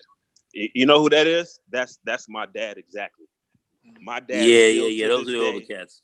He swears by Cadillac, and I try to tell him that Cadillac, they share parts, and I try to tell him that the XTS is nothing but an Impala. Like, he won't listen to me. He just won't. Yeah. I mean, I like Caddy from the standpoint it gives you a decent ride. I have one, but at the end of the day, they're all coming off the same production lines. Let's admit it. And GM, it's a GM car. I mean, so at the end of the day, GM, they're sharing parts. It is what it is. Yeah, but this is what it is. They kind of marketed. They marketed that way because if you take a Nissan to an Infiniti dealer, they won't do any warranty work or anything else to that car. They'll even tell you that they don't have the parts for it there. They won't even cross them. Well, there's a certain brand marketing. Right there. That's a Catera, right? Yes, it is a Catera. A Catera. Oh, yeah. My cousin Remember got one of those cars. So Jesus Christ. He had a Catera. Oh, he was driving down to LIE. He was driving that sucker down to LIE, and that car fucking broke down on him.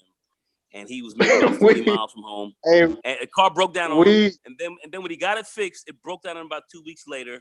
He left it. Listen to me. He left the car where it was and never picked it up. Hey, we going down he left it on the side of the road. We going into a dark territory, man. Why is that? You're talking about going into the pit. You're going into the pit. Man. Well, you start showing. No, we've been in the dark territory the minute he said Cimarron. Now, the Cadillac Catera, remember the marketing campaign? Look at the marketing campaign was worse than the car itself. They tried No. That car was bad. That car was. Commercials. No, that was a bad. Let Triz get his piece out. Hey, Triz, that was a bad car, bro. I mean, seriously, you sat in there, you had lemon juice. The seats had lemons coming out the motherfucker. The shit was a lemon, bro. I mean, a major lemon, dude. My cousin had it.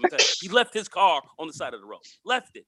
The marketing team was a lemon. They said Cadillac Catera. I remember the commercials. It was the caddy that zigs. That was their marketing. Worst car they ever made. It was a caddy that zigs while the other zag or something like that. It zagged. That car was horrible. Yeah, I think Will Smith, man. I think the Fresh Prince of Bel-Air kind of wrote that. We talking about modern cars that we already forgot about. Yeah, Catera. My cousin had one. I'm telling you, he left his car on the side. I keep saying he left it on the side of the road. Did not pick it up. I think he got the registration and stuff from the car. He left it there. They ended up picking the car up, and he said, "Just leave it there." He didn't even resell. He didn't do anything. That's how pissed off he got about it. Car would just leave him stranded. Worst. I never saw a car like that. I seen some bad cars like the Mazda 626 and some of those others. They were real garbage, but this was the Catera. That might have been the worst car ever made. And I'm serious. That car, everybody had problems with. Everyone had problems with that car. I don't know.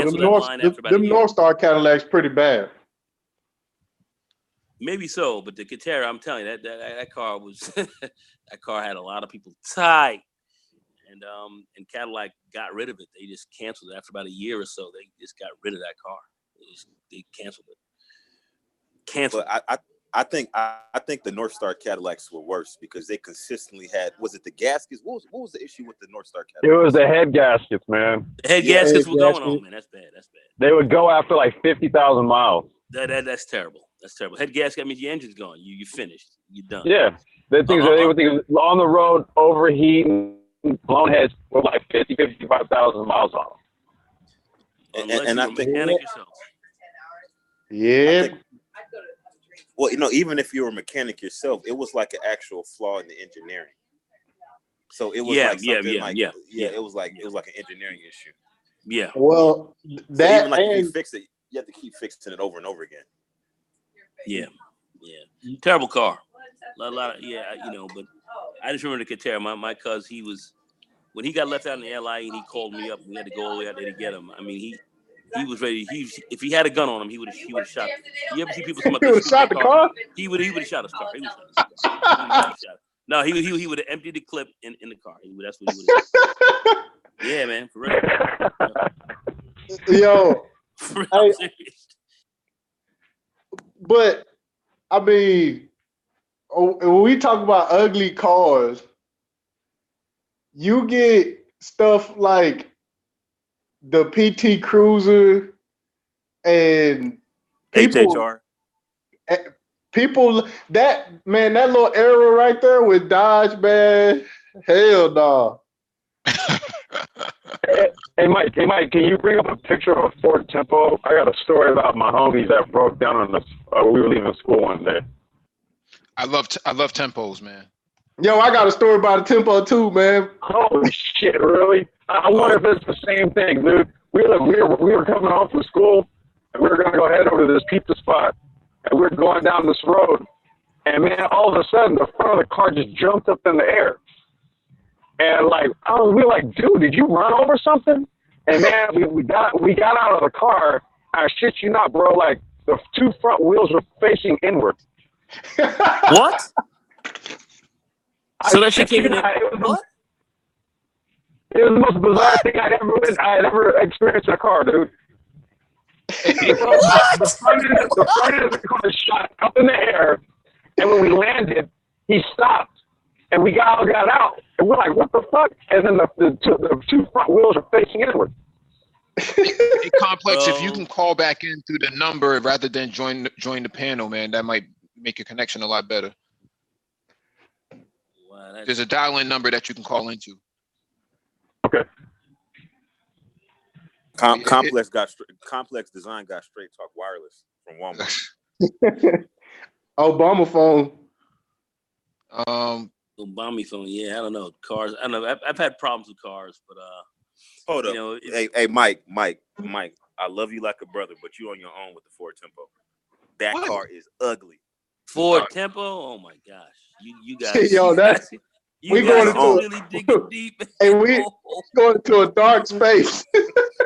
Oh, you guys are going in deep. Ford Tempo. Oh my God. I mean, the American cars put out so many lemons, bro. That car is trash. That's the ugliest car I've ever seen. That's what I'm saying. The Japanese blitzed the base, man. If you guys remember, the American car industry was literally on its last legs, man, coming into the late 90s. They were on their last legs. Chrysler had to get bailed out a few times. You know, we still had to bail the car out again in 2000. Don't forget. I mean, They was making the Japanese car dealers and motorcycles dealers do all kind of goofy shit to get their stuff over here. They knew their shit was trash. Yeah, protection. I mean, I saw it when the Datsun came in with the Datsun V210s. They came in with the Datsun V210s back in the late 70s, and they came out with that car, and people started buying that. And that car was halfway reliable, small, but cheap, and you could drive it around for 100,000 miles on it, 200,000 miles. And the car would fall apart after a while, but the people saw that it was better quality than the crap they were putting out here in the United States. That was it. Japanese been eating heavy in here ever since. And then the 280Z, Steve Wozniak and all these guys started buying those cars, and they were hyping them up as supercars and all this kind of stuff. It was crazy. It was ridiculous. That's how bad the American car industry was. It was terrible. Terrible. They took all the American consumers for granted. That's what these guys are doing. Putting out you know what? Instead of cars.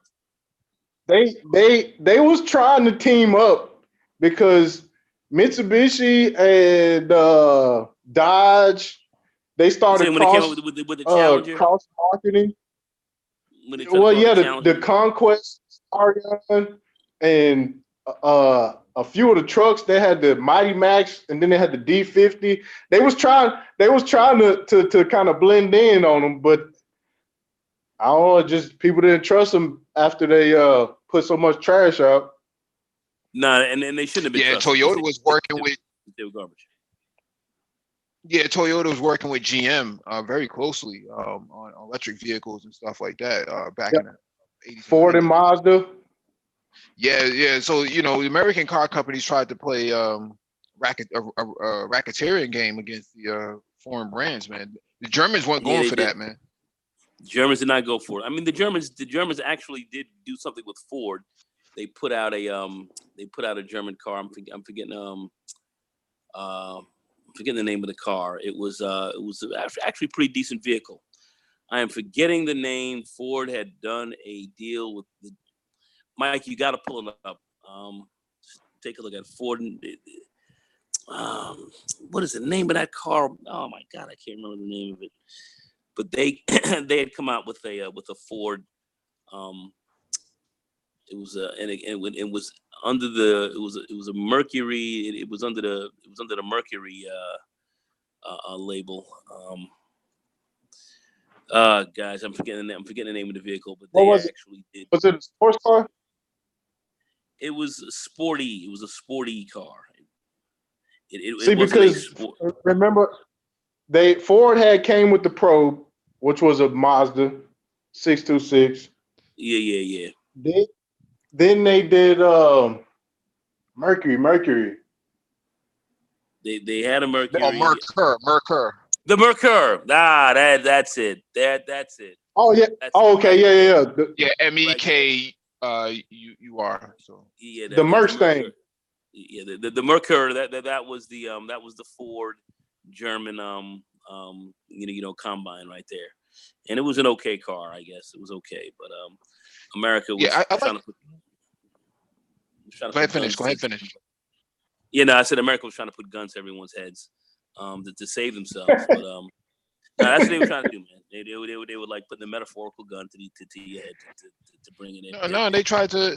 Yeah, they tried to create their own sort of automobile version of NATO, man. Either you join or you join or we crush you or something like that, man. Yeah. But But the American market was terrible. I mean, and the people, they had lost the faith of people. People were going to Germans. I think they Japanese. would have.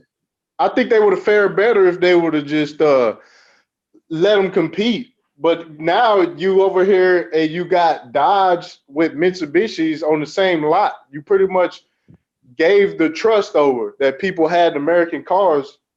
You pretty much, you know what I'm saying, gave the Japanese that leg up. They didn't have to earn trust because they was doing business. They was producing. Well, the Japanese were coming out with more reliable. The cars, when they first started coming out, they were more reliable. They were coming out with a basic platform, a basic engine on the car. The car was, they didn't have the thick sheet metal on it, so the sheet metal wasn't as thick. But they were coming in there with, which kept the price down. But they kept the car that was decently engineered. That didn't fall apart on you after 2 or 3 years. Yeah. You could run those. You could run those Datsun B210s, those boxes. You could run those cars, man, for 200,000 miles. Yeah, the Toyota was the game changer in terms of manufacturing. They changed the whole entire manufacturing game with the way they manufactured vehicles, and everybody else started to adopt their methodology. I forget the name of the methodology that they use, but they were actually a game changer, and they teach it at universities now. Yeah, I mean, so they were putting cars together exactly correct. It's almost like how they were also advancing shipbuilding as well. Where they were able to put multi sections of ships together pretty quickly and put them out twice as fast as what we were doing. But but at the end of the day, like I said, they came out with a car that was a baseline car that was affordable, that had reliability to it, and people just ran away from them. We had too many problems with American cars. There's too many problems with them. There's too many problems with them. They were garbage. And people they took their consumers for granted. They could put out a piece of shit and they would expect that you had no competition. So that's what they did, and people would drive around crap cars. That's what union labor did to them.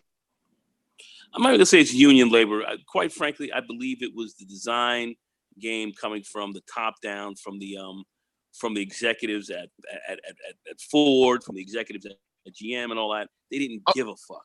I'm talking about the fit and finish. Like some of that stuff should have never have left the assembly line the way it was put together. It was like, what the hell is this? They didn't care, but the motor companies, all the motor companies, they put together the production lines. They put together that's theirs. The manufacturing, the production lines that they put out, that's them. So you had the union guys on there. They were just bolting shit together, but the cars were engineered and put together like shit, and they knew it. They would just put together crap. They didn't care. They didn't care. They did not care. I'm saying they didn't care, man.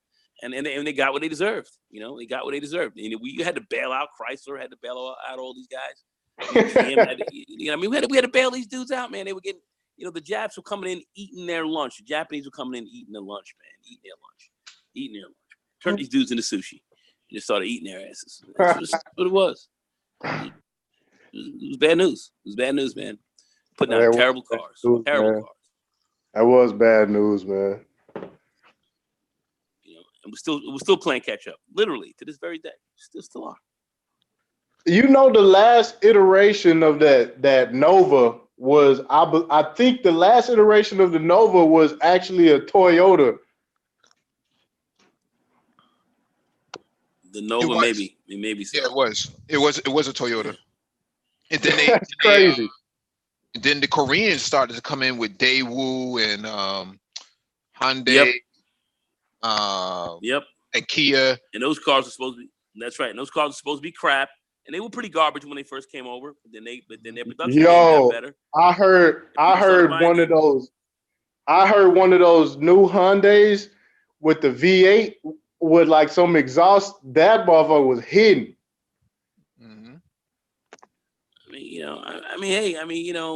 The American car industry. I think it was a Genesis sedan. It was blacked out too. That motherfucker sounded good too. Sorry, Paul Brian. I stepped away for a second, so I missed your comment. But welcome to the panel, brother. Good day, mates from the land down under. How is everybody doing? Chilling, bro. Chilling. What's going on, Paul? The Minister of Defense. What's going on, baby? Ladies and gentlemen, the consigliere is in the building. Much respect, always do, bro.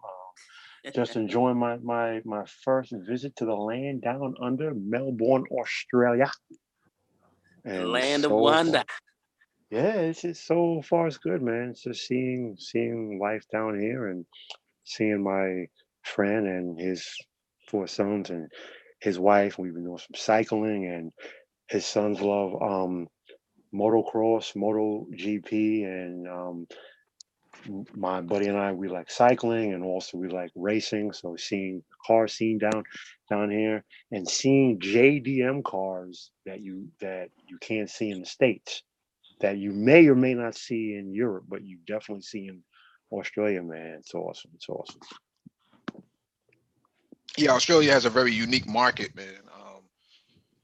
I'm You not know sure. what? I like those. I like those UTEs they have down there. Oh yeah, the U, yeah, it's you know, it's, dude, you see it all, man. So you'll see they still make I think it's and I just saw one the other day. It's a Maloo. It's basically like a modern day damn El Camino, basically, but it's Yeah, that's modern. the Holden Utes. Crazy, yeah. So you got those, and they have Skylines and they have Sylvias. They're all over the place. You know, the Holden Monaro. Mm-hmm. So yeah, man, it's not. Yeah, there it is. Yeah, that thing is nice, man. Yeah, I saw some people in LA had imported a couple of those. I'm not sure how they got it past customs, but they have imported those and switched it up with the Caprice front end that the police cars were using. You know what? I don't know, Mike, offhand. Like I didn't even ask if if that car is banned in the U.S. I don't know. Just because just because GM doesn't sell it in America doesn't mean it's not necessarily banned. I don't know. I honestly don't know offhand. I'm under the impression that they brought it through Mexico. Oh, okay. Yeah, they probably bought it, brought it to Mexico and just drove it across the border, probably wrapped up or something, and then started swapping out the parts. But yeah, I saw a couple of those, man. There's a couple of articles written about those. Yeah, the right hand drive it's different, but it's like anything else, man. After about a day or two, you just kind of get used to it. Yeah, how hot is it down there? It's nice. Well, for me, it's not that bad. Summertime is first of all, summertime is my natural element. I like the heat, but the funny thing is, their seasons are backwards. So it's actually it's in the middle of their winter right now, so it's not hot at all. How many hours back are you,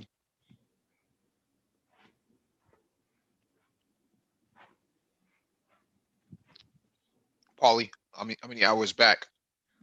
It's 14 hours ahead actually. Okay, you're right in the Yeah, I middle. like those Utes. Go ahead. The Chevy SS that they were selling her for a while. I think they sold it for like 2-3 years. Yeah, limited production. Yeah, it was pretty much a Holden car from Australia that they rebadged. Yep. Yeah, it was. Yo, and the G8s. Yep. You know what? I don't I don't know how you guys feel about those cars. It's like Bob. You know what? I'll say this. I know that Bob lets people feel kind of people feel a certain way. Bob Lutz tried, and he tried his best, and it wasn't until he left that he spilled the beans. And he said that he tried to do the job that GM hired him for, but the corporate culture, they fought him. So he's like, you hired me specifically for what I did at Chrysler, and you won't let me. Their culture, It's like bean counting, bean counting, bean counting. They didn't want to hear it, so he said he had to leave. Hmm. Who ended up taking over? I don't think anyone took um his specific role Hmm. because he was kind of a specialty guy. He basically reported directly to the board, and his thing was his mandate was horsepower, horsepower, horsepower. So he rebadged, several of these Holden cars, but his thing was he wanted to go further. He wanted to actually design from the ground up performance vehicles, and the board said no. So we got that GTO. I liked it. It didn't sell well in America, but the rest is history. It's a shame because yeah, they couldn't keep up with Chrysler's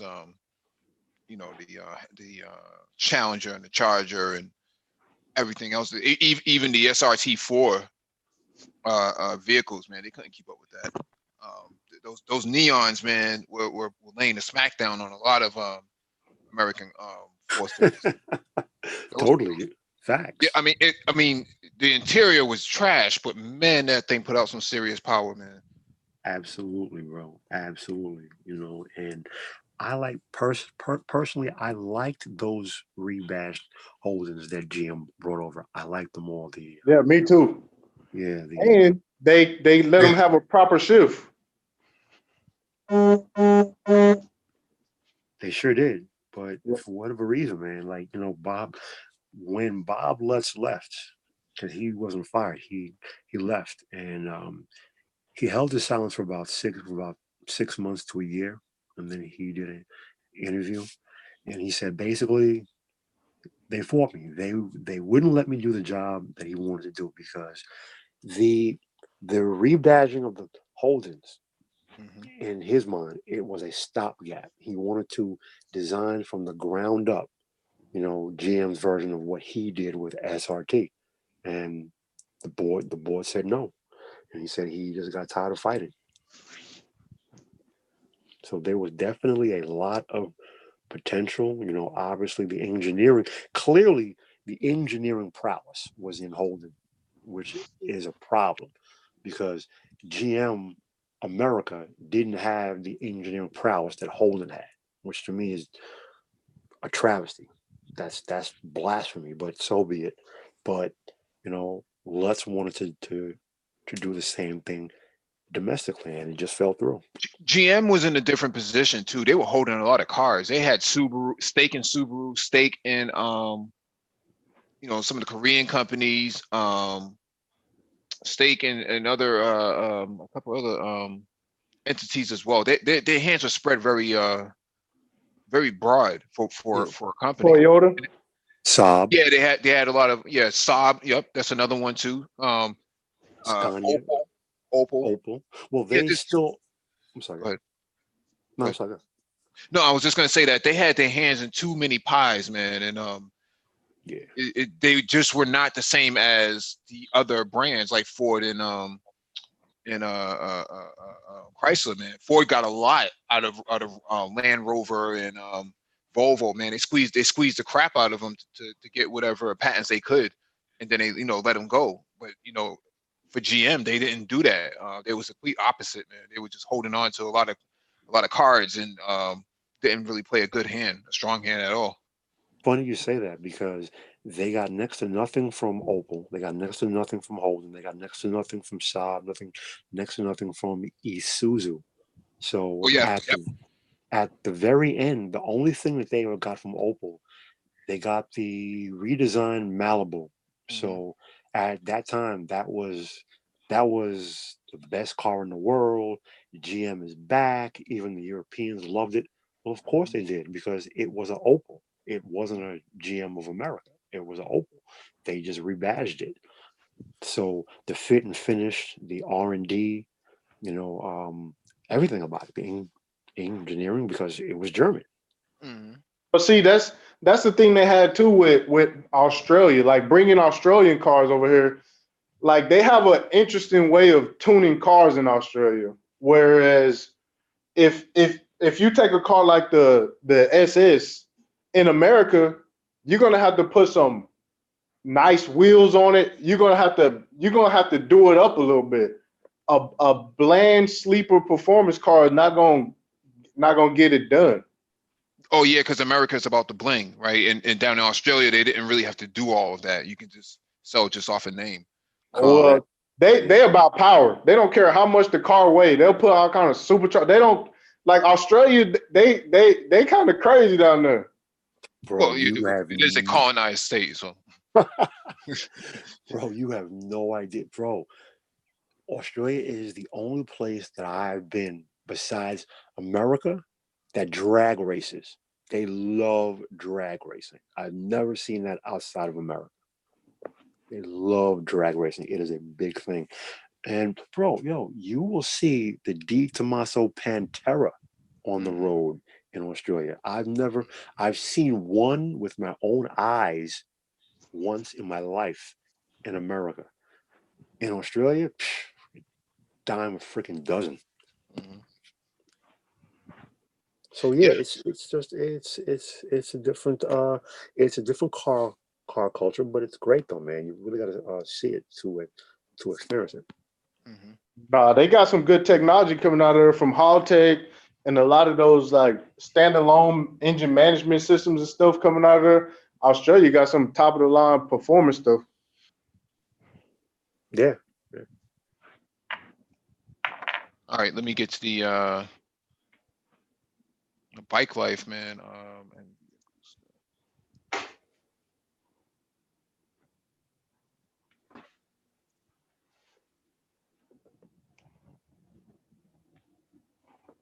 share my screen real quick.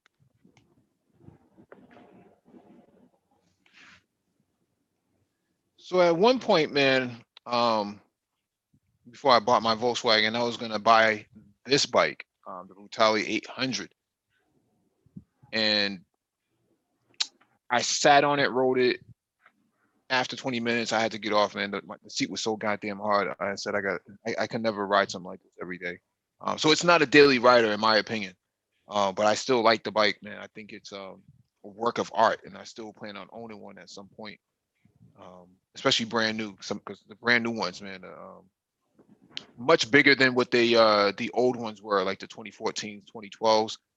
They're about the same size as a Ducati now. Before they were very stubby. They're like maybe 5 inches shorter. So I'm tall, so a stubby bike like that wouldn't really work well with me. But I definitely plan on getting one in the very near future. Ty City, you got any Yeah, I was gonna ask you, if that motorcycle sit up high, because I'm tall myself. Like I see a lot of these newer bikes like that, the like the naked bikes. Yep. Does that bike make you more forward leaning? No, it actually puts you upright. Okay. Yeah, it's not like a crotch rocket. A crotch rocket forces you to lean forward, whereas this pushes you back. Well, yeah, cause see, I was looking at a Ducati, and you sit up, but the way it aligns your legs, like your knees are more facing down, and only the bars are making you upright.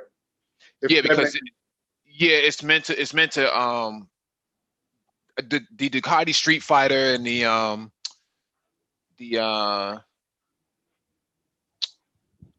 what's the other Ducati that came after that, the Monster. Yeah, the Monster. Yeah. Those bikes are really meant for back roads. So Okay.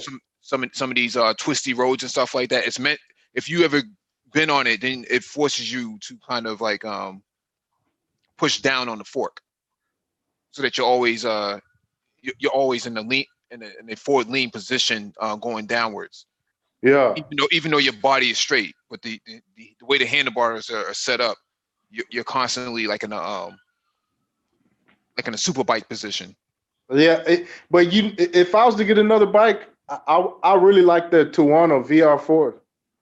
I The wasn't a big before fan of that. Let me pull it up because people may not know what you're talking about. they had the I think around 2012 they had the yellow version with the yellow seat, and it was like all yellow, and they did that color for 2 years, I think. And that was just back when it was a liter bike. I think it's a 1200 now. Mhm. Hey, Mike, quick question. I'm sorry, go ahead. Yeah, Mike, how do you feel about full fairing bikes? Full fairing? Yeah, full fairing, where you don't see the motor and the radiator and the transmission. I'm okay with those. I don't have too much of a problem with those. I'm a big naked guy now. Oh, okay, gotcha. Yeah, no pun intended for those listening. Naked refers that means to the bike has no fairings to it, like we saw with the Brutali and the Monster. But the bike that we're looking at here, this is semi naked. I guess it's like a thong or something like that. But yeah, this is Thai City's preference here. See, I did the full on street bike, man. I got over it quick. To be honest, I had my Gixxer and I had a ZX10, and man, I rode I rode a BMW S1000R, You and still it alive? was and to me it was comfortable, and it was the same experience for the most part, but it was more comfortable. Like I could live with it. Hmm. And I'm tall anyway, so it's like Yeah, it, I'm 6'4". What are you? I'm 6'3". Oh yeah, you're a little guy. Hey, Little guy, hey, little guy at 6'3". easy. Hey, I don't own a bike, but a guy at a salesman at a bike shop told me the thing with these bikes now, it's all about the height of the bars. So the bars used to always be higher than the seat. At some point, the bars started going lower and lower and lower. So now a bike like a Hayabusa or ZX14, the bars are lower than the seat, putting you in the same position as a full-on racing bike. So you're basically in that full racing crouch all the time. So for a younger guy or for a shorter guy, that's okay. But if you're if you're over 30, or if you're my height, which is 6'3", the guy said, you know what, you're probably not gonna want that. No, So you can feel it in your wrist and you can feel it in your shoulder blades. Yeah, It tears you up, man. it don't matter how relaxed you make your elbows or whatever. Like when you tall, that bike gonna let you have it after a while. yeah, Hmm. But you know what, man? I don't want to make nobody mad. What? Okay, is no it Honda Civics. no no. Is the Hayabusa a sport bike? Oh, here you go, man. I thought it was. Maybe I'm not. Hey, listen, I like bikes. I like them to look at them. I've never owned one. I don't have one. I always thought it was. Yeah, I don't know. I'm no authority on to answer that question. Mhm. Okay, well, I was just wondering. Well, Super Trick's listening in the background, so he'll probably call in a few seconds. Oh, good. Let me piss him off. I Well, don't think that I don't think those bikes fall along as like cruiser sports. Like I could like I had a ZX10 and I felt like it was more maneuverable, and it was just more sporty than riding a Hayabusa. And I rode the Hayabusa and it just felt like big. yeah, it is. It feels like a big Well, I mean, I've never ridden one, but I've seen them in person. I can tell by the way it looks that it's definitely a big bulky thing. Maybe it might be a thing of perception, but I've never been a big fan of them personally. I rode one and I just felt like it's not it's not sporty as my ZX10. My ZX10 was just I could flick that thing around get and it just wasn't the same when I rode a high boost. I was like, this is more of a cruiser. Mhm. Well, Hey for what Paul, it's, yes, yes, sir. you missed the last discussion. Is a Mustang a sports car? Is a Mustang a sports car? I would broadly say it is. Broadly, I would say yes. It's more of a what they call a pony car or a muscle car, but to me, yeah, I would say broadly it's a sports car. It's a coupe. It has a sports suspension. Depending on which model you have, it has a lot of power. And of course, it appeals to me because it comes in a manual transmission. So yeah, broadly defined, yes, I would absolutely consider the Mustang a sports car. Mhm. Well, the Ducati, man, very expensive for what it is. But you get what you pay for with it. For the most part, I once upon a time had a lot of desire for a I still do. I'll probably end up if I find one clean, a Street Fighter 848. That was the last model before this monster. The monster kind of replaced it. And the Street Fighter 848, man, I always thought that was the pinnacle of naked bikes, man. They really hit the nail on the head with that at Ducati. Um, but then again, the Triumph Street Triple R was actually a decent bike too. Let me bring that up.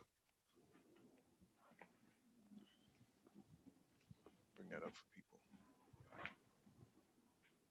Do they still make the Duvel? Yeah,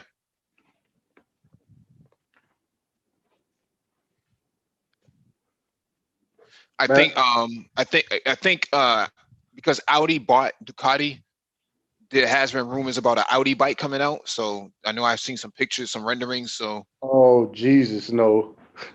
yeah, well, let the Germans put their hands on it, man. You don't know what's going to come out of it. I BMW's doing mean, well with it. the BMW does good. BMW's, you know what I'm saying? They got their market share. They got their fan base. They got a loyal customer base. Hmm. But I don't know if I want to see an Audi motorcycle. Well, I mean, Well, they've done. Yeah, I mean, you take the same guys who put together the R8 and put them in the same room with that with a Ducati chassis. I mean, there's a whole lot that can come out of that. But the last rumors I've heard is that the bike would be electric. well, It would be a if the Germans make it, we know a few things going in. It's going to be extremely well Expensive. engineered. we know it's going to we know it's going to be very well engineered. We know it's not going to break down. We know it will cost an arm and a leg to fix when it does break down, and we know it's going to be expensive going in. But that's the thing with German engineering: you pay what you get for. They're over So, engineered and over complicated, so they don't break down. The problem is they're over engineered and they're complicated. So when they do break down, they are a mother to fix. Mike, do we really want electric motorcycles? that's the future, bro. That Oh is my the future, God. bro. Bro, it's the future. Listen, you can kick and scream all you want. We keep having this conversation, whether it's cars or motorcycles. It is the future. I understand we're on the leading edge of the tech right now, but it's the future. I mean, I don't know how familiar you are personally with the Bentley boys who drove the Bentley blowers. that was the leading edge of technology, where guys were winning races, doing laps at 60 miles an hour, and they were considered madmen. But that was the bleeding edge of automotive technology. Now it's electric vehicles and bikes. It's the future. Yeah, I think there's a company called Harley actually came up with a electric bike not too long ago. Buell had one. Yeah, Buell has one now. With his new brand. So we'll see how far he goes with his. But let me bring up the. Hey, Mike, I thought Harley bought Buell, or am I mistaken about that? They bought Buell and then they destroyed it. But Buell himself, Eric Buell, actually left and started his own brand, which is Fuel or something like that. Okay, gotcha. Okay, we was just talking about Germans and motorcycles, and the Harley V-Rod motor was engineered by Porsche. Porsche, yes, 100%. But they don't. They'll never admit it, but they never advertise it, because Harley Davidson owners would probably hang themselves if they found out that had a German motor in it. And it's still, every motor in the V-Rod to this day is hand built by Porsche and shipped over to America.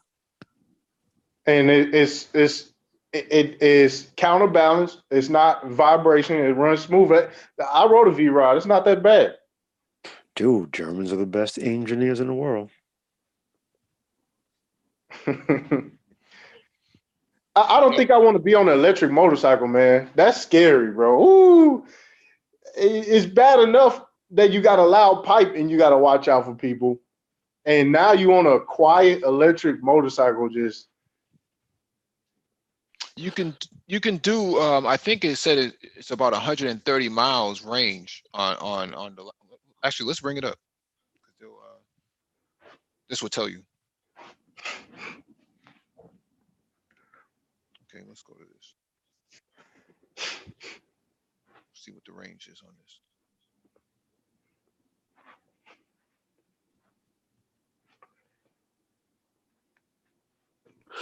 this. I would just like to you know what? BMW and Audi are not the same German company. They never have been, nor will they ever be. I don't know where you got your information from. I don't know where you're getting your information from. They are rivals, and they always have been. They are not the same thing or the same company. You may as well say Audi and Benz are the same company. They're two completely separate companies. They don't even collaborate on anything. So, You know what?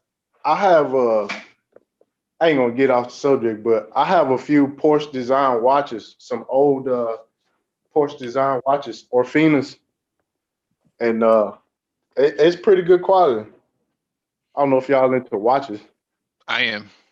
The guy who designed the 911 designed that watch. Mm-hmm. They're gonna start taking off in value too. I buy them every time a cheap one pop up. Wasn't it Dr. Porsche that designed it? The 911? Yeah. Wait, no. I don't think that's I don't know. I don't know. Someone needs He stopped at the 356. I want to say he stopped at 356. Yeah, I don't think Dr. Porsche designed the 911. I think his son did. Okay. That makes sense. I think his son, Ferry Porsche, designed the 911. So the guy who designed the 911 designed that watch. It's called a 7176. It's made by Orfina. It was done by Porsche Design, and yeah, you could pick them up for about 1,200. Yeah, but Porsche. They're not going to be cheap for long though. They're starting. You know what they're starting to do with these watches, man? They're starting to lease them now. So I guess these wealthy guys or whoever they are will lease the watch for a certain amount of time, then turn it back in, and then these guys, whatever jewelry exchange it is, man, will release the watch out or finance it out. kind of like a car, man. It's a very Well, weird market. well, the thing about watches, right? Because I like watches. The thing is, the watches that I like are a bit pricey. The Rolex Yachtmaster is 39,000 now. Cartier Pasha and the Cartier Tank. Watches like that. We're talking 12 to 15 to 20 grand for a watch. So they're a bit pricey. And no, I don't have a Yachtmaster. I've always wanted one from when it first came out back in the 90s. I don't have one, but I really, really want one. That's an awesome watch. The You Yachtmaster. know, what's an underrated watch? I got these Rolex. They the Oyster quartz, and they don't have a Swiss movement. They have a quartz movement. Well, why would I want a Rolex if it's not an automatic? That kind of defeats the purpose of getting a Rolex. Not really, because the technology in it is very overrated. It's underrated. I'm sorry, very underrated. Well, yeah, it's quartz. I mean, listen, an automatic watch for pure accuracy, an automatic watch cannot compete with a quartz movement. We all know that.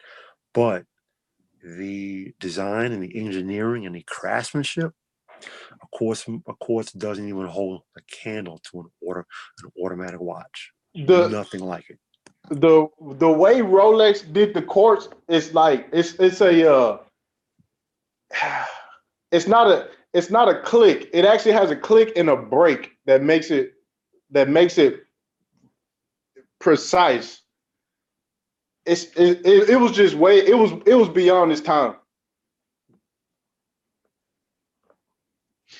Hey, so the range on that electric bike is 200 miles. So you give or take with a gas based crotch rocket would get, man. I think they get like something like 100 miles to the tank.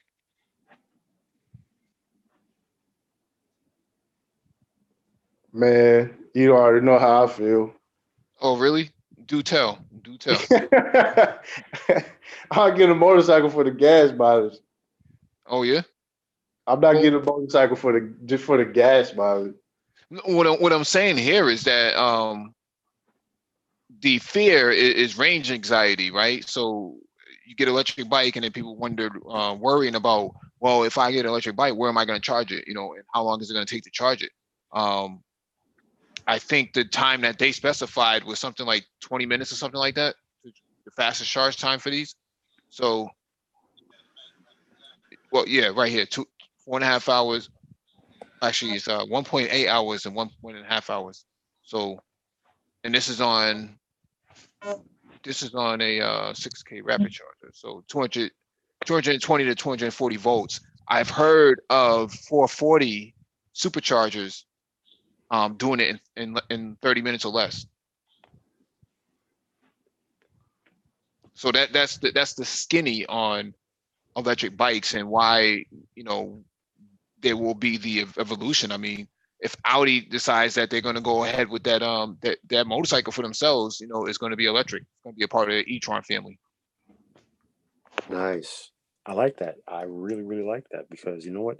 At the end of the day, it's the future. So we all know. It is a future. I don't know what the magic number is for motorcycles. I know the magic number supposedly for cars is 450 miles. Help me out, Mike, if I'm wrong. 450 miles for range? Yes, on cars. Oh, to a for tank? electric. Yeah. Oh, yeah, for one charge. Oh, you mean electric car? Yeah, cars. I'm sorry. Oh, electric car. So Tesla does 390 miles range on the latest one. Right. The next iteration of the Tesla for 2020 is supposed to be over 400. So nice. Right. So But I don't know what that magic number is for electric bikes, but 200 miles sounds good. Yeah.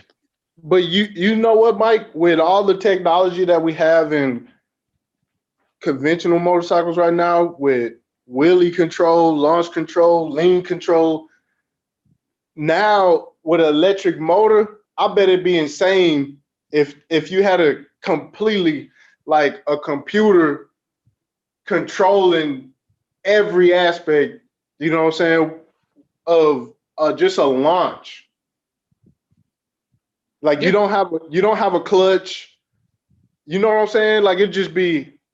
I would want to ride one just to see. Yeah, I mean Well, they're a little bit heavy because of the battery, but you can't really pop a wheelie. You can't do a burnout because the computer tells you no, um, because it's a single gear, right? So you twist that throttle, man, that thing's going to send you upside down. If you put it into the race mode that they do have for it. Um, but for all intents and purposes, man, that thing smokes anything that's on the block.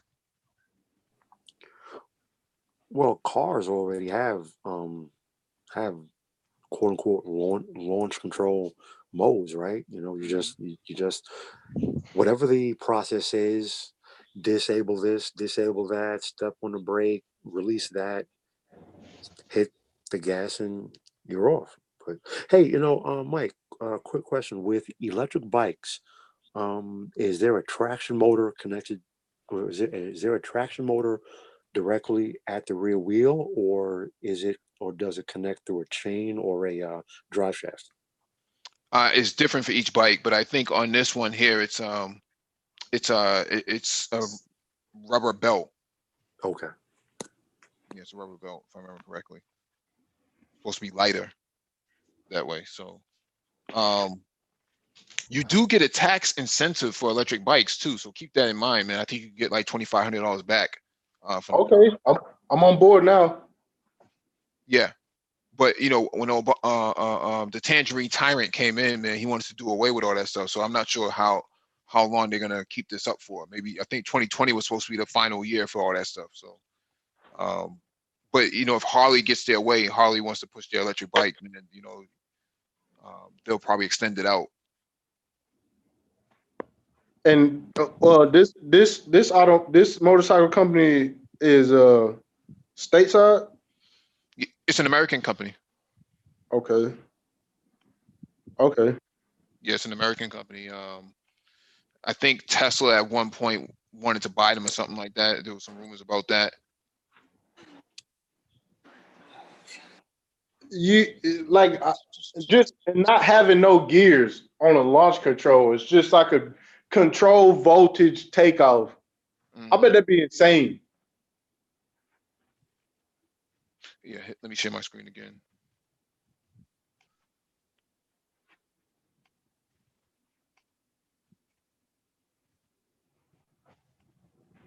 Yeah, You know so what? people, yeah, so people in the chat, this is the Harley Davidson here, the electric bike they have. Wow, Yeah, that's crazy. yeah, keep in mind that Harley Davidson is losing sales year over year for the last probably 10 years or so, because millennials don't want big honking bikes like that anymore, and plus they can't afford it. Yo, they try to make hipster bikes to like boost their sales up. Mhm. Mike, I'm curious. How much would the with the whole how much has the aftermarket effect of Harleys affected those sales numbers? Because from what I was made to understand, you can purchase a brand new Harley, argument's sake, 10 or 12 thousand, and then you can literally spend another 12 to 15 thousand in just add-ons, add-ons, add-ons. So that that that customization market is like half of the market of Harleys. You may have a point. I don't really have an answer to that. But it's the desire. I don't think people are walking into the dealerships anymore. Gotcha, That's the problem. People just aren't gotcha. walking into the dealerships ordering those. And I would argue that the crotch rockets have basically stole a lot of Holly's thunder. That entry level market that with the 300 cc bikes now from Honda and BMW. Now I think they have one. KTM has like a 390 or something like that. They've kind of stolen a lot of the thunder, from an entry level standpoint. And then, when Ducati came out with the Dival, um, that really stole a lot of thunder from Harley because it basically gave you the muscle of a Harley in Italian dressing. It was basically a mobster.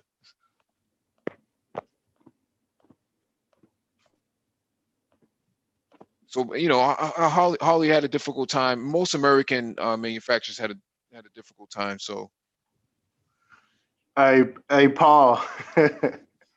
Yes, sir. Hey, check this out. This what I'm still holding on to. oh really? Okay. Hey, bro, listen, whatever works for you, man. Hey, listen, whatever works for you. At the end of the day, if you like it, I love it. Mm-hmm. Hey, that's what I'm saying. All this electric bike stuff. I'm pretty sure electric dirt bikes and ATVs is they finna start expanding those too. They already have it. Zero, the company we were just looking at, Zero, has an electric dirt bike. Man, see, they banned these. That's a 80. This a 86 Honda, and they banned those. Bro, the last frontier, from where I see it personally, the last frontier is going to be electric drag racing. However, that is such a tiny market that may be the last bastion for the internal combustion motor because really it's only in America and Australia. But every other form of motor racing, they already have hybrids. Formula One blasphemously has hybrids. Now we have Formula E, so that is technically, an all electric version of Formula One. I mean, the performance isn't anywhere near the same, but it's very competitive racing. So now, yes, we have this new hypercar division for WEC, but the word electric motors, full electric propulsion is the future. See, do you think that's why you starting to see automakers like go hard with the high performance cars? Because I feel like it's a last hurrah for all these high powered cars. Well, keep in mind that when they when they design these engines and stuff, man, that stuff they have a lifespan on them. So um, before they decide that they're going to before they get the range and the quality down on an EV, yeah, they have no other choice but to squeeze out whatever they can from the combustible engine. Um, Audi said that the next R8 is not going to have a V10. It's going to have an electric motor to it. So, um, I was listening to some stuff. I think yesterday or the day before yesterday. Lamborghini will have a very special motor that they're going to design, similar to what Honda did with the NSX.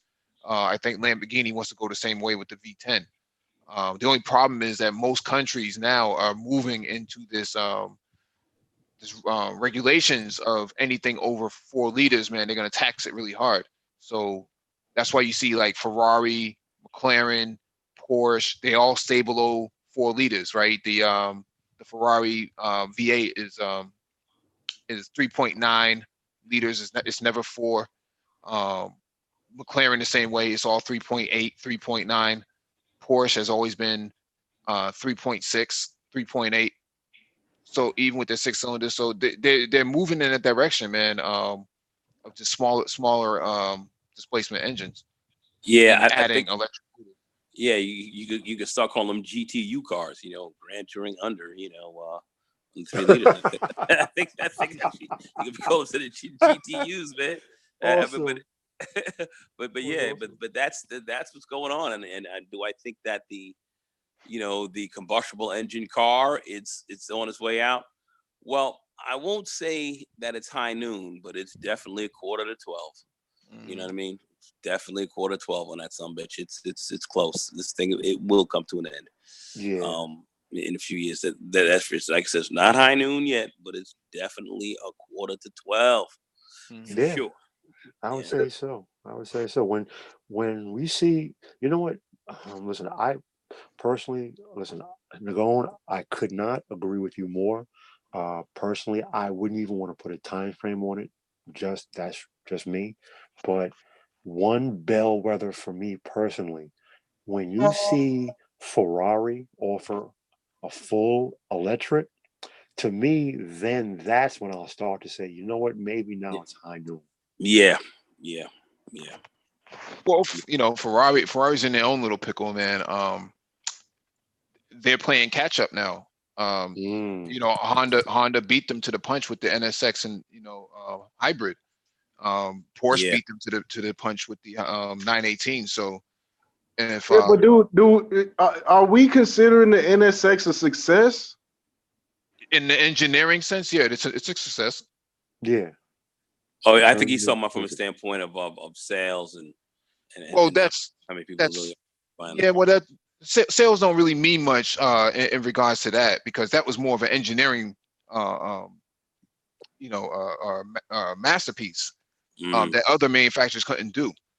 And that's what they, if you watch the interview with the I forget the woman's name who designed it, man, who took over the design of it. It's half the price of a Ferrari and gives you similar performance. I don't see how that can be a that is failure. always a problem for a competitor. That's always a problem. You come in half the price with the same, very close to the same performance and everything else like that. That's always a problem for a competitor. Yeah, that's a problem. You know what, Nagone facts, and you know what, I'm still not sold on the new C8 Vet, but I will say this: if the C8 Vet does everything that it says, then you know what, Nagone, you're 100% right, because that will be the same performance as a Ferrari or R8 or anything else. That's right, and the C8's going right after that market. They're going after it if it proves to be reliable. This is my view. This is my view. I think since it's American made, it's a Corvette, it's a GM product. I think that shit's gonna fucking fall a bit down on the fit and finish and overall, durability, wearability type. I think the people not gonna care. People not gonna care. I think it may fall apart. But if this shit doesn't, it's gonna be a problem. If it does not, and this car is able to hold up under pressure, listen, it's gonna be a problem. If Hennessy gets his hands on it, man, that's gonna be a game changer. Hennessy's already doing it. Hennessy and Lincoln Felter and these other guys that are out there, all the aftermarket guys, they're all gonna be looking at this shit, seeing how they can geek it up to some sick shit. But if that car can hang in there, if that car can stay whole, if that car don't fall apart and just fail, if that thing can hang in there, if it can hang in there, it's a problem. Well, that's a problem. Meanwhile, other guys in the manosphere, only know one kind of Hennessy.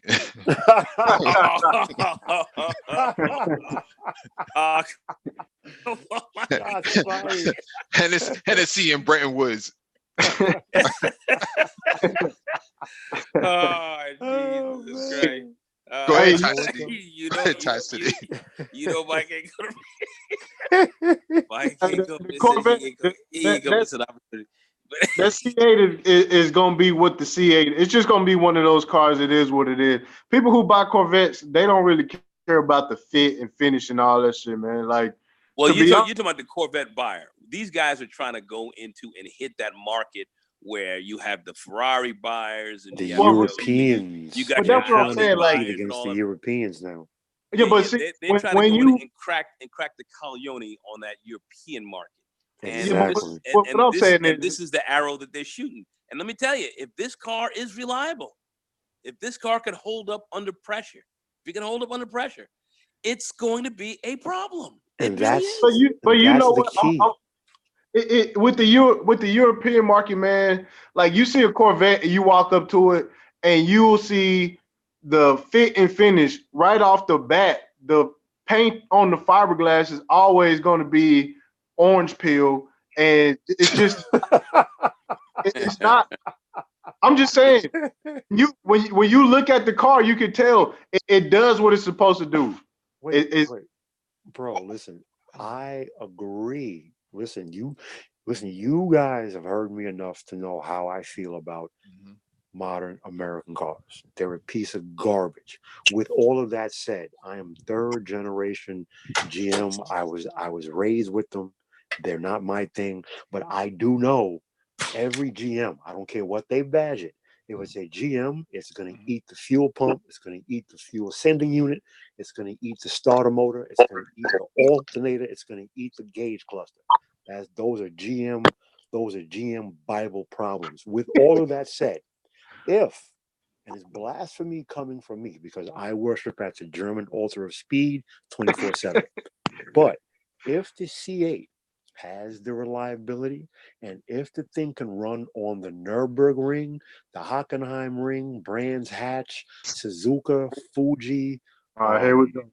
Eau What about Rouge at Spa-Francorchamps, if the C8 has the quality that Nagone just said, and it cracks that European market, bro, it will be a major, major headache for the Europeans. I think what they're Because it'll be a fun car for the bang for the buck. Bang I for think the buck. That's what it's going to go on. Go ahead. no, I was just gonna say I think what they're hoping to do is catch lightning in a bottle in the same way that the original NSX did to Ferrari back in the day. Yeah, back in the day. Nice. Yeah, I remember that. Yeah. Nice, Mike. Nice. That's good. That's good. I would agree. Anyway, go ahead, Paul. I'm sorry. That car completely changed Ferrari. We got the 360 Modena was the first modern Ferrari. That was the first Ferrari that had fuel injection. Think about that. Fuel injection. And electronic fuel injection and computers throughout the vehicle. That was the first quote unquote reliable Ferrari, all because of that NSX. That was a shot to the heart of Ferrari. Good point, Mike. Excellent point. Yeah, that's a great point. I mean, but like I'm saying, you know, the C8, I'm pulling for it. Even though I'm gonna have to say I believe it will fail. Unfortunately, You haven't even seen the Z06 version though. No, but we saw a glimpse of it on the track when we did a hangout, man, with the AMG GTR Pro Black Series, whatever it was, and the C8 came behind it, man, and things was off into the dirt, man. I was like, what's going on with this? That was But what, the C8 went into the dirt? Yeah, man. The AMG was in front, and that C8 couldn't keep track. That AMG GTR came around that track, man. It hugged that thing all the way from end to end. But that C8 came right behind it. It was kicking up dirt. Y'all had well, I mean, in all honesty, the Z8, I mean the C8, you know, when they make the transition to mid-engine, right? You know, the dynamics of a mid-engine car is going to be different. So you have that point where the oversteer just will catch you off guard. You know, unlike front engine cars, a little bit more predictable. Yeah, but wait, like there has been tons of this. Ain't nothing new though. What like you mean?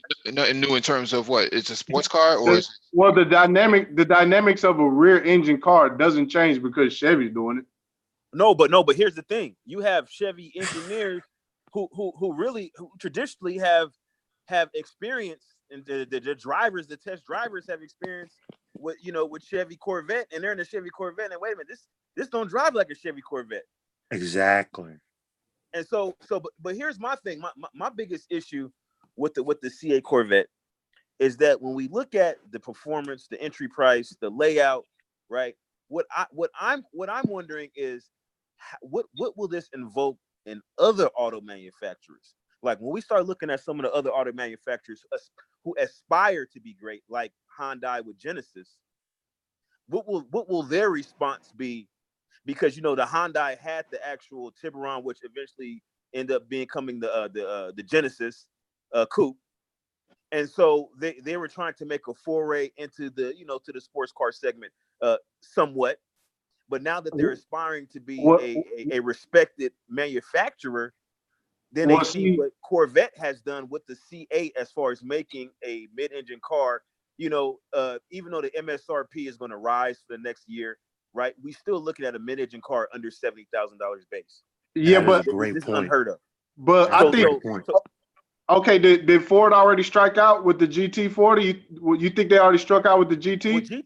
The Different GT was a market. That's a different type different of car. market, bro. Yeah, you're talking about a $400,000 car with an entirely different buyer, very limited quantities. It's a street legal race car. I mean, literally a street legal race car. That's exactly what that is. Okay, Yeah, so what? Completely different vehicle. No. Exactly. A street Okay, legal so race car was the cars that I showed you earlier. T1 Caparo. No, LeBlanc, the Marabou. the GT was designed to be on the track. If you, It was. if you look at, It's actually a track car. yeah, Yeah, it's There it's an you a go. endurance legal. car. That's so Track we car. Okay, I'll give it if that. Track. if we Definitely a if track we car. talking numbers, how far off is it from the C8? Not very far. It's a 6-cylinder too. It's a Ecotech 6-cylinder. So it's not Right. a traditional. It's not comparable. It's an apples to oranges comparison. But for the C8, It's turbocharged though. So is it really apples to oranges? well, Yeah, the whole because entire chassis is made of carbon fiber, man. I mean, that's a Oh, completely okay. different No, car. I'm talking about Oh from an man, engine come on, man. standpoint. See, and this is the wrench that GM threw. This is the how do you wrench figure? that GM threw. Because yeah, but bro, you have to understand something. The GT40, when we say it's a street legal race car, but it's a street legal endurance racing car, the GT40 was designed to run at Le Mans, Sebring, Daytona. the 24 hour. Okay, it's an endurance car. The C8 primarily is a road car. Primarily, you can take it to track days, but it is a road car.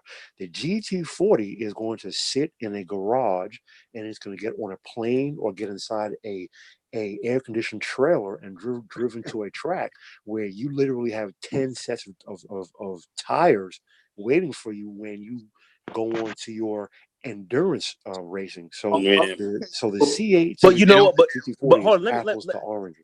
I don't know. Here's the Man. thing. Here's the thing, though. How many GT Agreed, owners Paul. Agreed. are actually buying it specifically for the track?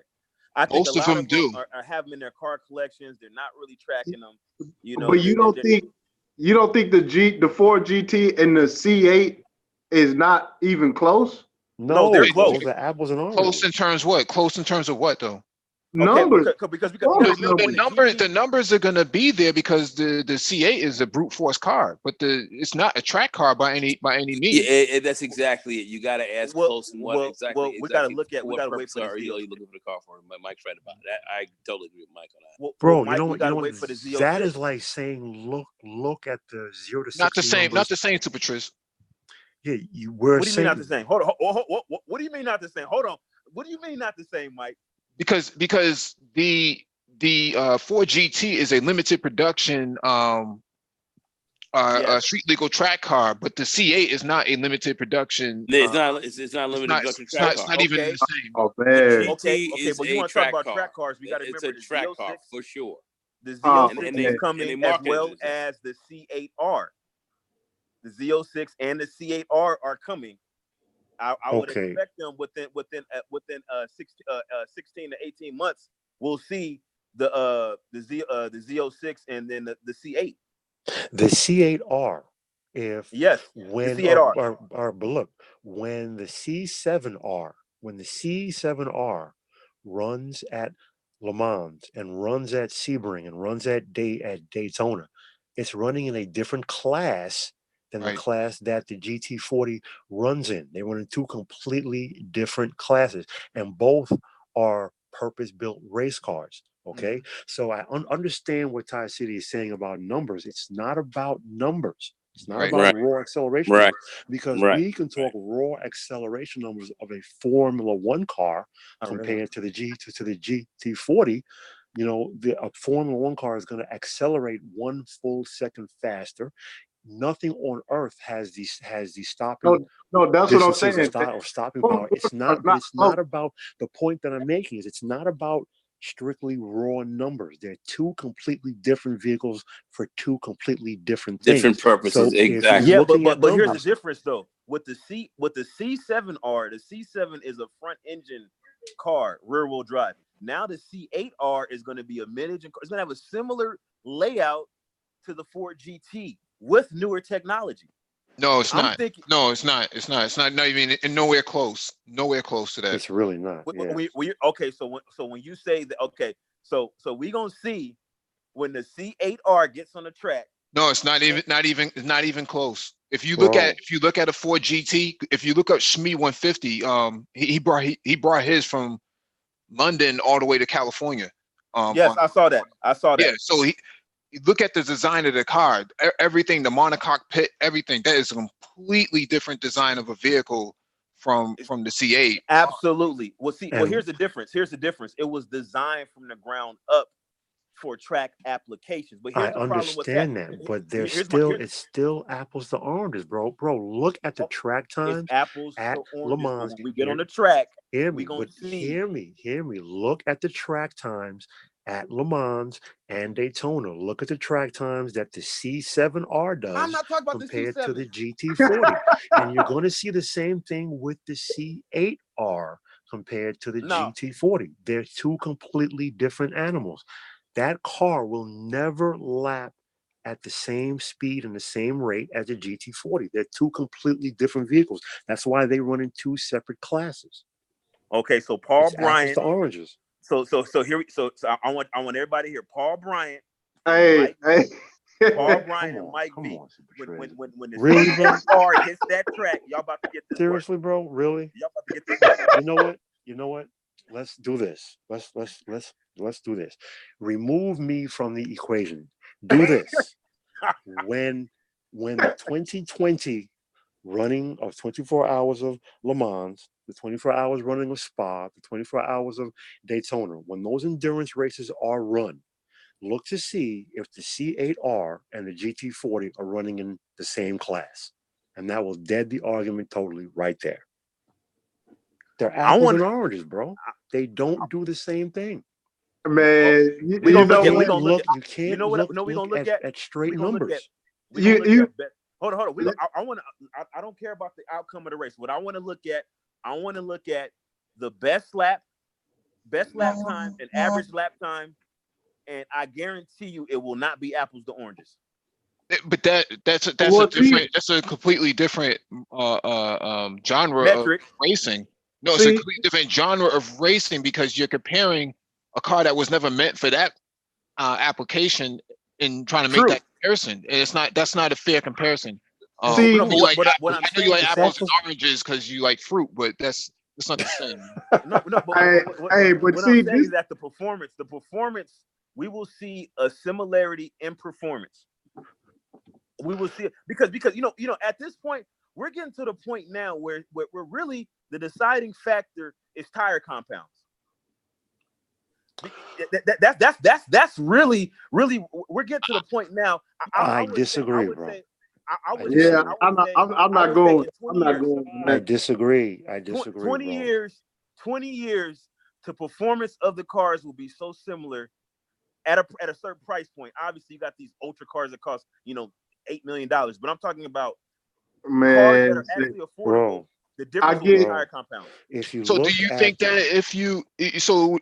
that if you had R compounds on your Taurus SHO? No, hell no. Come on now. No. I'm not. Hey, don't laugh at the Taurus SHO because I had one of those. Well, you and Sabinus are the only two niggas in America with them, so. Hey, all I'm saying is they're not that far apart. I had that car back in 1990. I think it was 1995. I had that car. Added in 99. That was what, Gen 1 or Gen 2? You inherited from Nagone. No, actually, I had that car. Nagone had the real SHO. I had the one with the automatic, the V8 automatic. The real SHO was the original SHO that had the 5-speed manual transmission. That sure did. With the Yamaha motor. And that's what and that was the one I had. They both had Yamaha engines. Okay. And they had the Yamaha engine. They certainly had it was double overhead cam V6. All right. And I had my little IMSA badge on the back of my car, and and it was a pretty cool machine for a short period of time. So, but like I said, it was the super high performance they weren't bringing. It wasn't coming in yet. Right. That car had 225 horsepower. The Ford Mustang GTs were running 225 horsepower, around the same, and they were calling those cars like fucking muscle cars back then, which was I think Ford dropped which was the fucking ball. whack. Well, But see, anyway. I remember Ford working really at dropped Ford. the ball. I remember working at Ford, and they had the SVT Focus was outrunning the Mustang GT at the time. Well. They actually came out with the Mustang SVOs. So they were running those, and they were outrunning the GT. So they had the special vehicle operation car they had coming out. They had coming out during that period of time. But The that, all F-150 that Lightning. bullshit. It was a fucking joke. But they got serious when they came out with the Cobra in I think that was 99, I think. And then you were able to put a decent blower on that car, and then that car, was able to run pretty decent. But yeah, high performance didn't really come back until really the end of the 90s, till 2000s. You were talking about 225 horsepower cars were supposed to be like hot. Shit was whack. I mean, it was just bad news, man. It was just bad news. Ford dropped the ball, man. There was so much potential. They could have done more. They should have done more. Not for nothing. Audi and BMW gave Ford the blueprint. They just never went full sports car suspension, proper transmission, and a proper motor. A car that big and heavy should have had 350 to 400 horsepower minimum.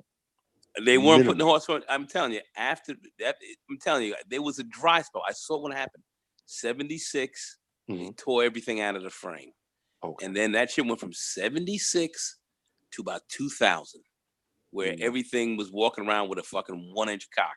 I'm sorry, I hate to put the terms down. 1-inch cock laying on your back, floating underneath the the San Francisco Bay, talking about raise the bridge, I'm coming through.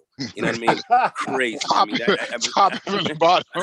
mean, raise the Golden Gate, I'm coming through. One incher, But anyway, I mean, it was that bad, and they were trying to tell you had something hot. It was fucked up. But they started coming back with the real deal stuff.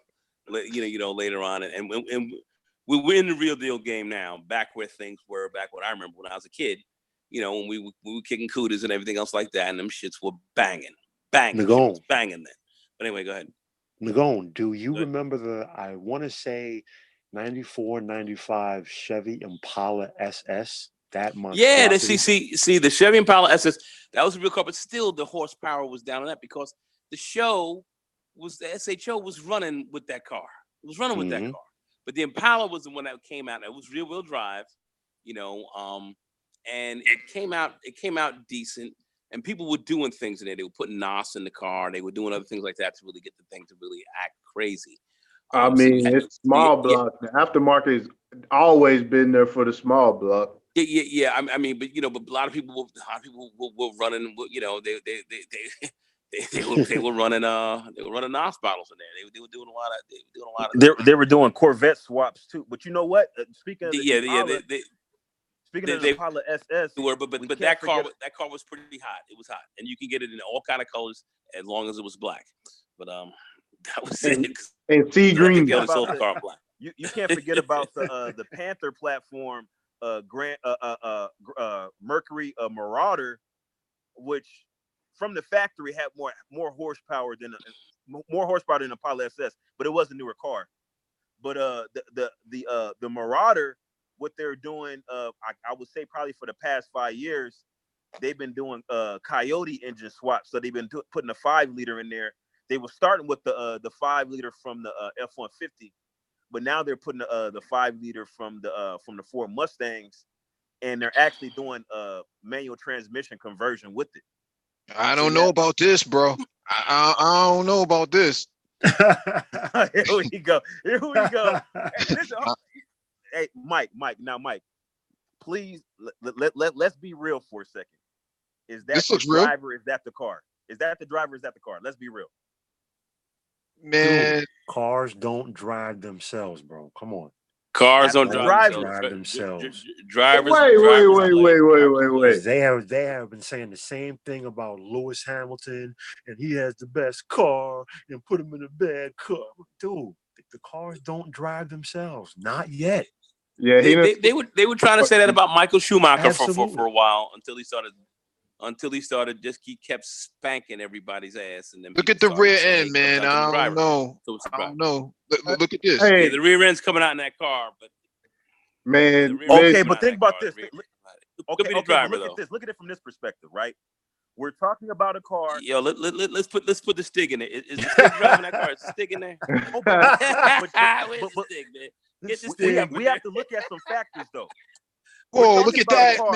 Anyway. We're talking about a car that, number one, doesn't have a fixed roof. It has a removable roof, so there is a compromise in rigidity. That's number one. Number two, the practicality. man, don't do hold that. on. Don't you know do what? Hear me out. You know what? Man, come Hear me on. out. Let me go grab my boots because the bullshit is getting deeper by Come the second. Hear me out. on. Listen, I'm not a fanboy. I'm not Nah, a fanboy. man. Hey, But you can't do that, man. Come hold on, man. Oh, but look, also, wait a The minute. structural We're talking about, rigidity of a prototype. and we also have to take in consideration that this is a car that has a front and a trunk that actually can accommodate gear. Like they actually compromised performance in Man, order to have you more don't buy practicality the for this car car. for that, though. Man, the BS is getting deeper by the second. Come on, man. I ain't going, Gotta man. trade in my boots for some deep water Listen, waders or something. listen. That's I know that's you. I know Somebody it, back me up. Somebody back me up, please. but you might need Elijah hey, one. You might need Elijah one to back you up. Yo, hey, hold a second. I gotta address Dr. Phoenix in the chat. Yeah, Dr. Phoenix, they talked me into that SHO, man. So what of it? What of it? hey. So what I'm saying is the C8 is not that far off from the Ford GT. What do You you can mean say far they off? different cars or whatever, but they not that They're far apart. different cars, man. The apples and oranges. Let it Man, go. that Come on. GT has walked this whole entire track backwards, man. It ain't never messed up, man. This Oh what we're man. looking at right here, this does not look good at all, man. This is looking like, like you got Also, GM has not announced they keep throwing out the 0 to 60, 0 to 60, 0 to 60. They're not giving us Nürburgring lap times. Okay. And They what won't. have I said? I want to see Nürburgring lap times. I want to see Nürburgring pros take this car and put it under anger on the Nürburgring and let's see what it does there. Okay, It has okay, to do good times at the hardest track on earth. okay, Until Paul then, Bryant. it's not official. Okay, Paul Bryant, ball game. We're gonna look at the Ford GT's Nürburgring track time, and then we're gonna compare that to the Z06. And I guarantee you, we're gonna see some similarities. If the Z06 doesn't spank it, Dude, come on, man. Apples and oranges, man. Come on. Well, so you're Super Chris saying loves fruit, man. Clearly. you're saying the Z06 won't be close to the Ford GT. Is that what you're saying? Bro, here is what I'm saying. Ty City, back me up on this. Here is what I am saying. Man. The GT40 and the C8 are apples and oranges. They are not the same vehicle. The GT40, I understand the that. GT40 is The not. same. The GT40 is an endurance car for endurance racing. They are two different vehicles. So let me Apples and oranges. understand. Let me understand where Tie City's coming from. Then, are you just saying that the power to weight ratio, or what numbers are you saying are comparable? What I'm saying is I actually think the Ford GT should be more than what it is. I think it should be performing more than what it is for the cost. Facts. It shouldn't be. Application. And the application. We shouldn't even be having this conversation about how close they are for the. I'm talking about for the money and for what you get in the car. They shouldn't even be this close. It's a halo car. It's a supercar. That's what it's supposed to The be. GT40 has won its class at Le Mans. Every year it has been in production. Since the 60s. No. The We're talking current about GT40. the Ford GT, man. Don't do that. Don't do that. Current Ford He's talking about the GT. GT40. We talking about the GT. The current GT. I keep calling it GT40. The current GT. The current Ford GT has Should won its not be class as at the 24 Hours of Le Mans. Every year it has been in production, which is what, 3 years now. Okay, so I mean, come through. They're two Okay, different you know, cars. They're Oh, Paul two Bryant, look at the tail different end. vehicles. Look at the tail end on that vet, man. Dancing hold around, on. man. Man. Hold on, Mike. See, Paul Bryant just used the Yeah, that car Nürburgring. that car's fishtailing like a motherfucker. Paul He's Bryant doing the used the chicken noodles. Nürburgring as the metric. Chicken noodle soup. Yeah, no. Wait, That's back in the old days of LL Cool J. Talking about that car's doing the WAP. Did everybody anyway, hear Paul Bryant use Nürburgring as the metric? Did everybody hear that? Because I know I heard Yes. it. Hey, Use that as the metric. So we're not going to move the goalposts. We Mhm. want to compare man. the track Listen, times of You are Ford comparing the GT C8 lap and time the to the C8 GT lap Z06. We're going to time, compare the not two. me. I'm not. Man, Listen, I don't personally. I am not interested in C8 lap time versus Oh, no, see, Ford now we GT not. lap Okay, time. here we go. That's been your argument. That You has know, been you your backpedaling argument. now. Because Paul no, I'm Bryant not. backpedaling. They are two different vehicles. They're two different vehicles. I have been consistent in saying I want to see what lap times will the C8 do. What will the hey, C8 Paul. do? Hey, That's what I Paul. want to see.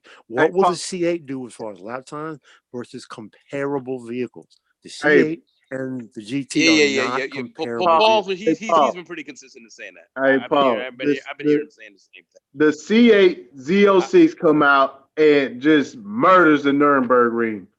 Way harder than the Ford GT. Do you still think that the Ford GT is way far ahead of the C8? Bro, you're still number one.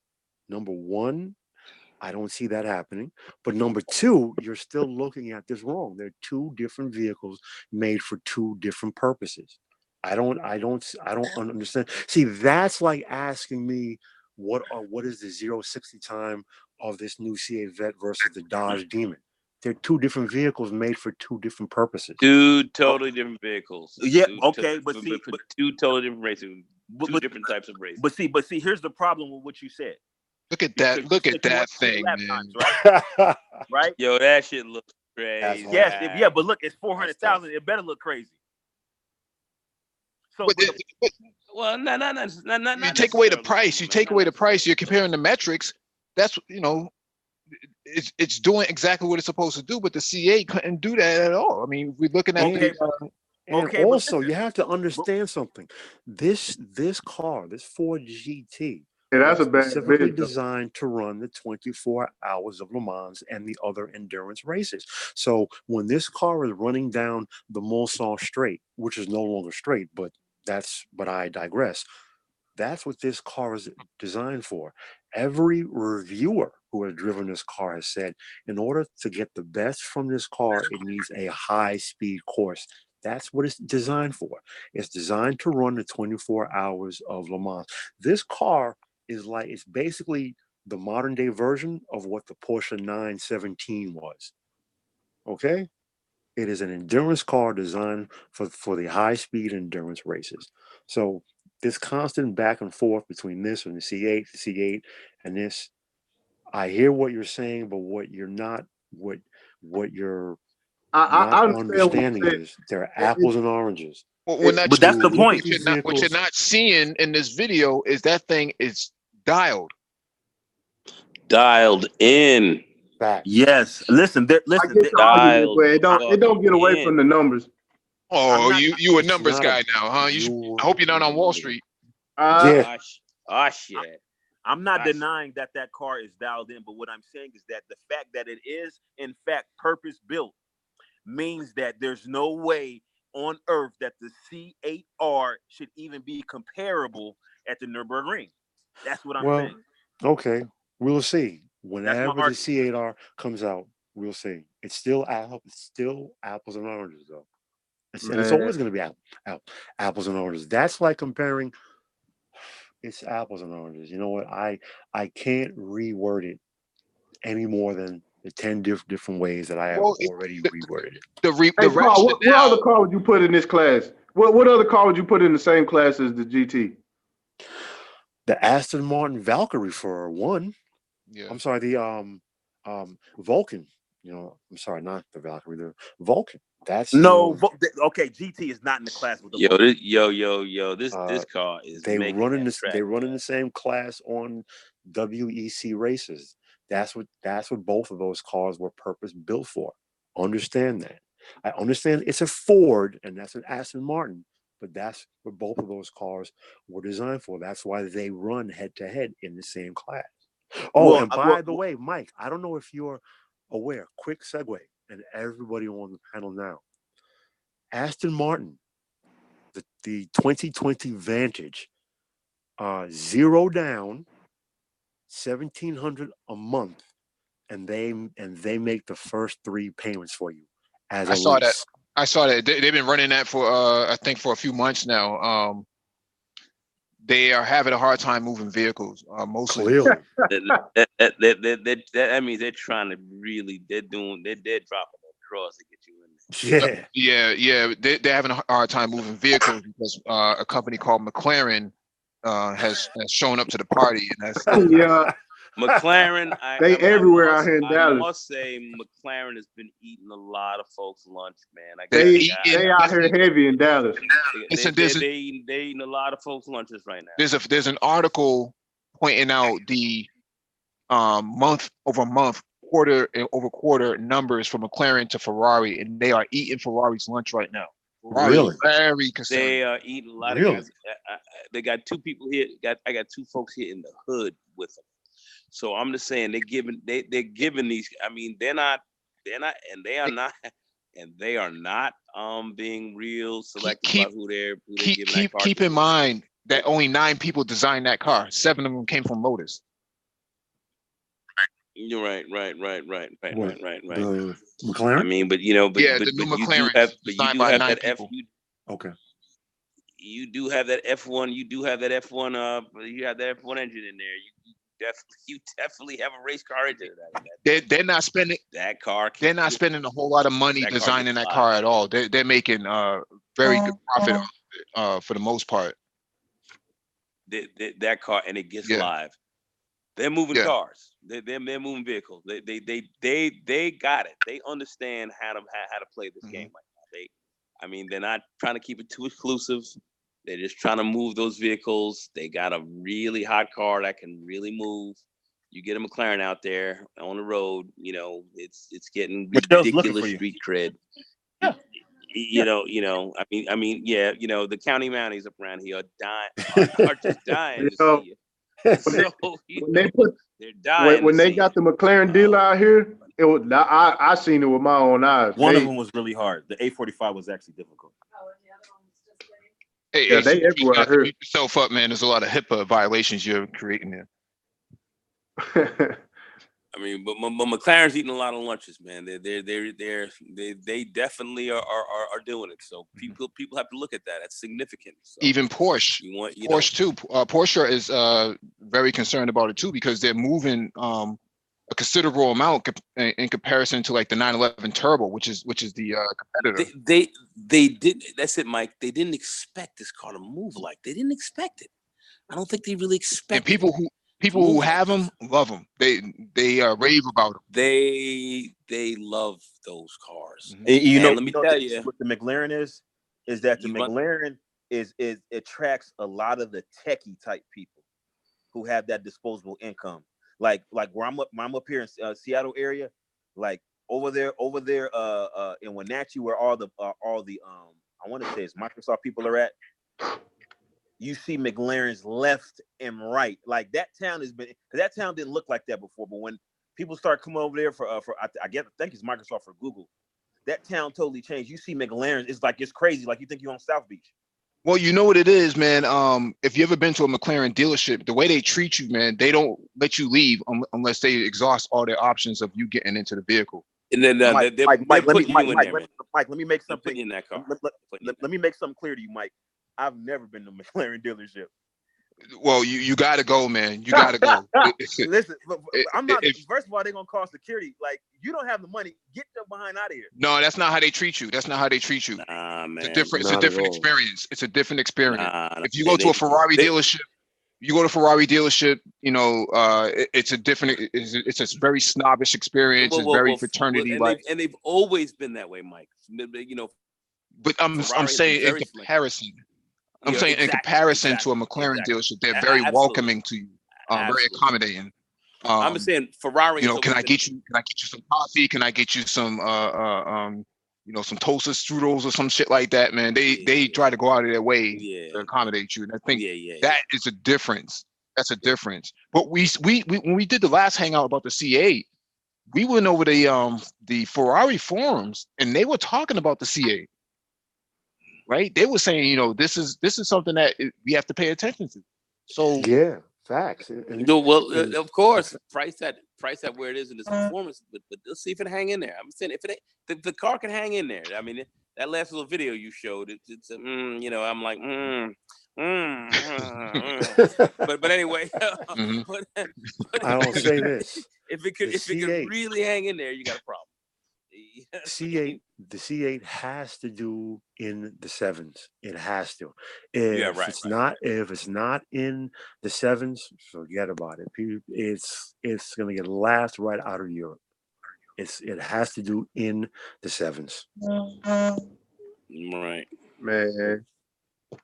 It has to do in the sevens, bro, because the excuse me, the Nissan GTR set a very high bar.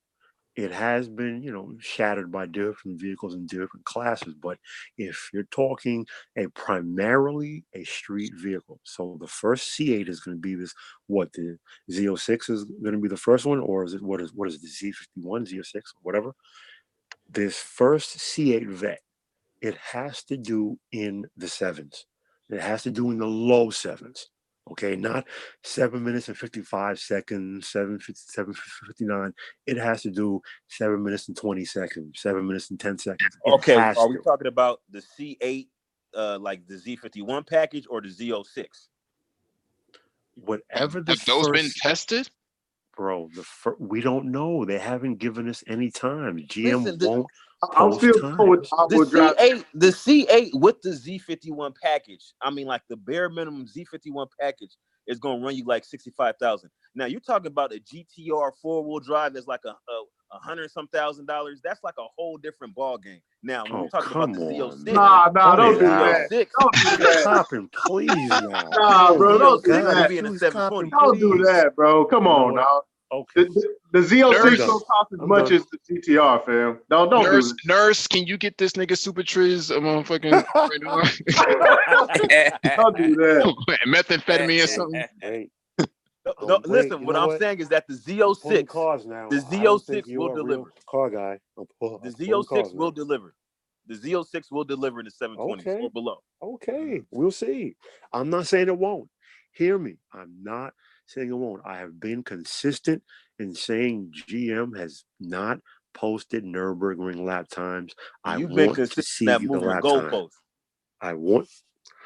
That's your argument, not mine. I said from day one, I want to see Nürburgring lap times. That's what I want to see. And you will see them. Okay. All right. And you're going to forget all about the Ford GT after that. It's two apples and oranges. Come on, fam. You're doing too much now, bro. We'll see, man. We'll see. The C8's got a lot of proving to do. It does. A lot. It's got a lot of proving to do because I mean the way it's priced and and its vaunted performance right now, it's problematic on paper. But but the see, way Paul that Bryant acting like it's the way that car was twerking on the track. I don't know, man. See, y'all talking. Yeah, I was. I wasn't sure if that was the CA or. Well, I wasn't sure if that was the CA or the Bomb Cherry. It could be.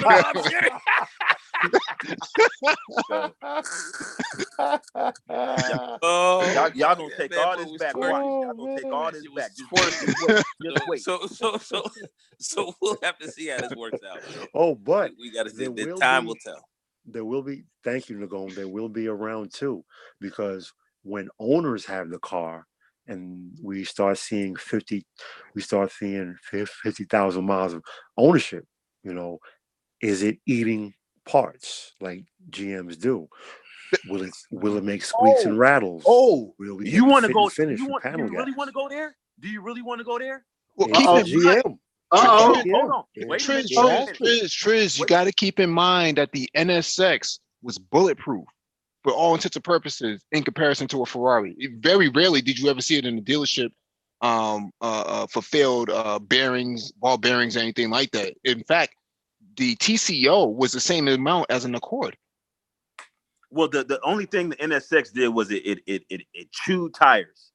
It chewed up tires for some reason. I think it was the issue with engineering, but those things chewed up tires. It's supposed to because of the extreme negative camber on the front end because it was a true sports car. And all true sports cars chew up the front end tires because they have negative camber on the front end. They all chew up tires. They all chew It's tires. supposed to. And that's what it's because good. it had because it had slight negative camber in the rear and also positive caster in the rear. And that's what it stood for. NSX, new sports car experience. That was the whole purpose of it. So it did exactly what it was supposed to do. With the C8, looking at that video, I'd be very worried about putting that thing against a GT. Okay, but the GT, you won't see a GT with more than 30,000 miles. So we can't even use that long-term experience argument because you'll never have that with a Ford GT. But you will have it with you won't see a Ford GT with 10,000 miles. C8. You will have it with the C8. You have to stand exactly. by what I say. It's a GM vehicle, and they have to prove to me that they have finally solved the decades-old GM problem of eating the fuel pump, the fuel sending unit, the alternator, the starter motor, and the gauge cluster. Until they finally fix those decades-old gremlins, it's still another typical GM with all the squeaks, rattles, and fit and finish problems. I'm not convinced. That's the issue they got to get past. And that's what I'm saying. They have to prove us that they finally solve those problems. If they get past it and that car hangs game there, over. even if it twerks a little bit on the track, even if it twerks a little bit, you know, get Stig in there, put the Stig in there, and have no, you can put T-Pain in the C8. Put T-Pain.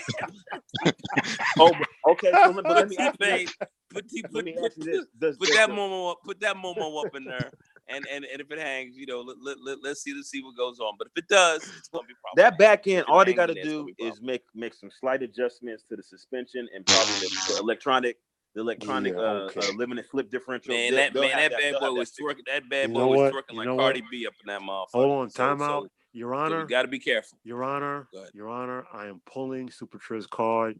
He is not a true car guy. It took Porsche decades to finally get the 911 sorted out. There's no way GM can make minor adjustments to a rear suspension overnight to fix those problems out. No way. Listen, they are going to resolve that with the Z06 guarantee. Wait, yeah, hey, let me tell you, with Porsche, you know what? Whatever you're smoking, pass it over here. Hey, he probably got it from Complex.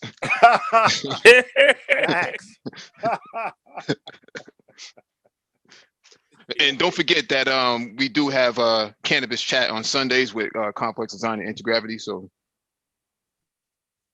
hey, it wasn't Brother Complex on here for a little while. He I think he went to go smoke the same thing that Triz was smoking. So, Triz got nice tonight. I the way he was talking, I said, Triz. Yeah, you nice. Good opioid, man. Triz is feeling. Triz is definitely sliding easy here tonight, man. Yeah, I'm feeling you, bro. Hey, with Porsche, Who-wop going? You got Porsches out here for like 200-some thousand miles just kicking it, man. Yeah. Well, listen, German engineering is bulletproof. We already know this. And again, all I've said, and I have been consistent from day one on the C8, I'm taking a wait and see attitude. I'm Well, not look, negative. I'm not positive. I'm wait and see. If GM can deliver on their promises, and if they finally cracked their mechanical reliability issues, then they will have done the same thing that the NSX did, which was change the world. Because the NSX changed the world. Cars changed globally because of that one car. You see, the thing about the NSX, nobody saw it coming. People talk about it, Yes. but nobody saw that son of a bitch coming. Nobody Nobody. And that came from racing development. That came from racing development as well. I don't know and about the that's Ayrton C8. I don't Senna. know if they can say the same thing about the C8. I mean, Yeah. and that's where all the have y'all hype. driven? Have y'all? Has anybody driven one of the first generation NSXs? Yes, sir. One of my friends had one of them. Yes, One of I my boys. have. One of my boys had them. Yeah. For Yep. a car that didn't have a lot of horsepower, it only had about 275 horsepower. It Yeah, felt a lot more powerful. A car, and well, the thing that's what I handled was like about it to was say. on rails. That's what I was about to say. And for as Is light as the that car was as well. Yeah. You know, because you could throw that car around a little bit. So and the Yeah. car was light. I mean, it was a race car. It had race car type of setup. On it. I mean, pedigree. Pedigree. you'll Absolutely never lightweight. never see a car like that again. No. Actually, Ty City, Matt Farah, just posted a video about the new Evora, the new Lotus. He said that is very, very comparable. Actually, he has a back-to-back video comparing it in the same video. The last NSX, last generation NSX, and the new Lotus, and he said it's one for one the same. Really? The only issue about Lotus is that Lotus is known for quality issues. So that's the problem with Lotus: fit and finish. Body panel gap stuff not lining up. It's known for quality issues. But if you compare it, if you're saying if you're looking for another That's a problem. NSX like the last generation, if you're looking for another NSX like the last generation, Matt Farah is saying that it is pound for pound the same as the last NSX. Also, you know what? From a dynamic standpoint, and yeah, I would definitely agree. But you know what? Since you mentioned Lotus, GM has had a partnership with Lotus since the late 70s that they rarely publicize, but they have collaborated on a lot of projects since the late 70s. Lotus has done a lot of suspension tuning for GM vehicles. So we know how that's turned out. The point that I'm trying to make is I would not be the least bit surprised if Lotus stepped their foot somewhat in this C8 pond. Well, from my understanding, is that Hyundai actually hired Lotus for the Genesis vehicle dynamics development as well. So okay, that Isuzu Impulse was done by Lotus. Yeah, correct. Yeah, it was. Yeah. But I think I forget who brought it up earlier about the Genesis and what would Hyundai do? Hyundai and Kia do? That was me. Yeah. So you remember that they hired a whole bunch of European engineers. The guy who designed the Audi TT was the one who designed the Veloster for Hyundai. And I forget they hired another guy from BMW who worked on the 7 Series, also worked on the Genesis sedan. So there's a whole lot of, excuse me. They really should have did an all-wheel drive version of that Veloster. The interior on that car is sick. It's meant to be cheap though, not meant to be a performer. It's meant to be cheap. Yeah, but I'm saying that just the aesthetics of the interior is just it looks good. Mm-hmm. But four-wheel drive also adds two things. It adds cost and it adds weight. So once weight goes up, it does. Yeah. You want to maintain performance, you have to add power, which is going to in turn drive up cost. And That's what I'm as talking Mike about. said, That's what I'm talking about. but they were trying to keep the price low. So it's difficult to do both. Okay. Mm-hmm. Even a Honda Civic SI is what, north of 20 grand now. So cheap now in 2019 is a relative term. as far as price. Well, okay, but my question is, how is Subaru able to produce cars that are actually affordable but still all-wheel drive? Oh, I And can tell how you. much is the WRX? It's almost WRX is a performance car, but I'm talking about some of their base models are still all-wheel Well, drive. I can tell you. It's Okay. because okay, so Subaru Heavy Industries, they actually make their own. They don't outsource their stuff. So the transmissions aren't like like everybody else will outsource theirs and they will get something that's built.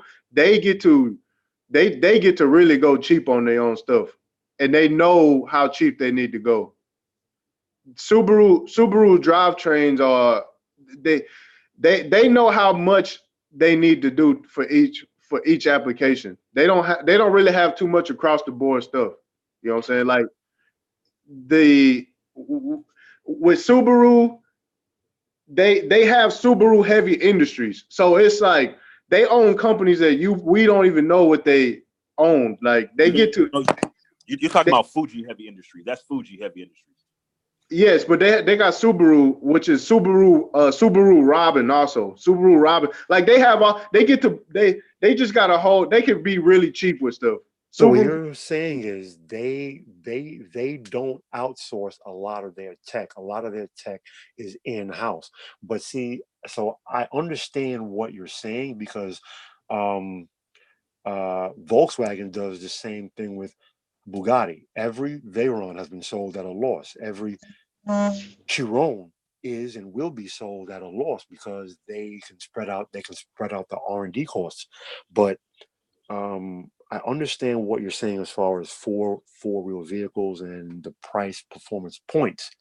But if you're looking at performance, again, that's a relative term. Are we talking the base models or are we talking the WRX? Because I'm pretty sure none of those vehicles yes, can compete STIs. with the raw performance of the WRX, and the WRX fully I equipped is drove that north of car. 40 grand now. That car pretty good, man. That car was pretty good. Yeah, it's That shit was fast pretty as hell. good. Yeah, That was a real that rally car. STI is nice. But like I'm saying, That was a real rally even car. with the quality and stuff like that, they can't hold head gaskets. That boxer motor cannot hold head gaskets, and it's been the same way since they bought the WRX over here. It's just you're gonna get Subaru. Subaru knows where to put the quality at. So you blow engines in those cars. So you blowing the engines out a lot in those cars. On the Subarus, yeah, they can't hold a head Yeah. gasket. Yeah, they usually eat themselves after about 50,000 miles. Wow. Really? I knew a guy who had one. I mean, they're nice, but Yeah, my coworker had one, man, and cost him 10 grand on the motor. That's a yeah, new motor. that boxer motor is just That's a new motor. it's just like it's one of those things, man. Yeah, Like you just so, bro. See, if you're a good mechanic and you really know what you're doing, you could change. You could do the head gasket yourself. No, on those, man, on nah, those you gotta boxers, man, drop the to work cell on phone. those, to work on those. My coworker's STI was in the dealership for 3 months, man, just trying to work on that. And this 3 months? 3 months? Yeah, it Wow. was a pain, man. It was a pain for them to work, and these are certified Subaru technicians working on it. But Yeah, bro, how hey, is that even acceptable in 2019? Because To keep blowing head gaskets? well, it yep. only blew once. It only blew once, but Okay. what Ty is saying is that this is still a problem for Subaru. It has been a problem for a long time, which is why You must have fucked up all the fucking rods and shit. Now she must have fucked all that shit up, man. yeah, which is why Volkswagen just came in with the Golf R and completely walked all over them with it. It's almost a bulletproof vehicle. Gotcha. But once again, we can go back in the past. That's why I like that rotary joint. That fucking that ankle first came out. That shit was fucking a lot of people Man, up. I ain't taking no rotary disrespect tonight. I ain't taking no rotary disrespect tonight. Nah, Whoa, man. Hey, bro. listen. I got nothing but I love for I spoke rotaries, highly bro. of it because Bro, they scooped listen, a lot of people on that. I go back to New York City in the 80s when the Jamaican boys were running all over the 5 boroughs of And the New York Puerto City with that Oh, and the Puerto V13 Ricans. No, Mazda them Puerto Ricans was RX-7 loving it. and the Puerto Ricans. The Puerto Ricans and the Jamaicans are running all around New York City with that 13B Mazda RX-7 rotary motor. You damn so right. I got nothing but respect. I won one of those cars. They was spitting on people with them, and Yes, sir. and they were running it, and they were at the track. Man, they were at English Town and all that. They were running Yes, those sir. cars, and those cars were getting respect. Here we go. That rotary Here we go. engine, Now a we lot got. of people underestimated that shit. It was real. Yeah. I'm sorry, Miss Jackson, but I am And for real. I'm telling you, I built plenty of them. I ran. Man, don't even get me started, man. Hey, guys, I gotta shut the hangout down, man. So we'll probably have to reconvene this on Saturday or something. Definitely good talks, man. Good discussion. And please hit the like button if you have not already done so. Share the video if possible. Hit that notification bell so you get all the updates from the Black Brain Trust, even those on the community tab page, which you should check out once a day or once a week. And we are going to shut it down now. All right, peace. All right, later, folks. Travel safe.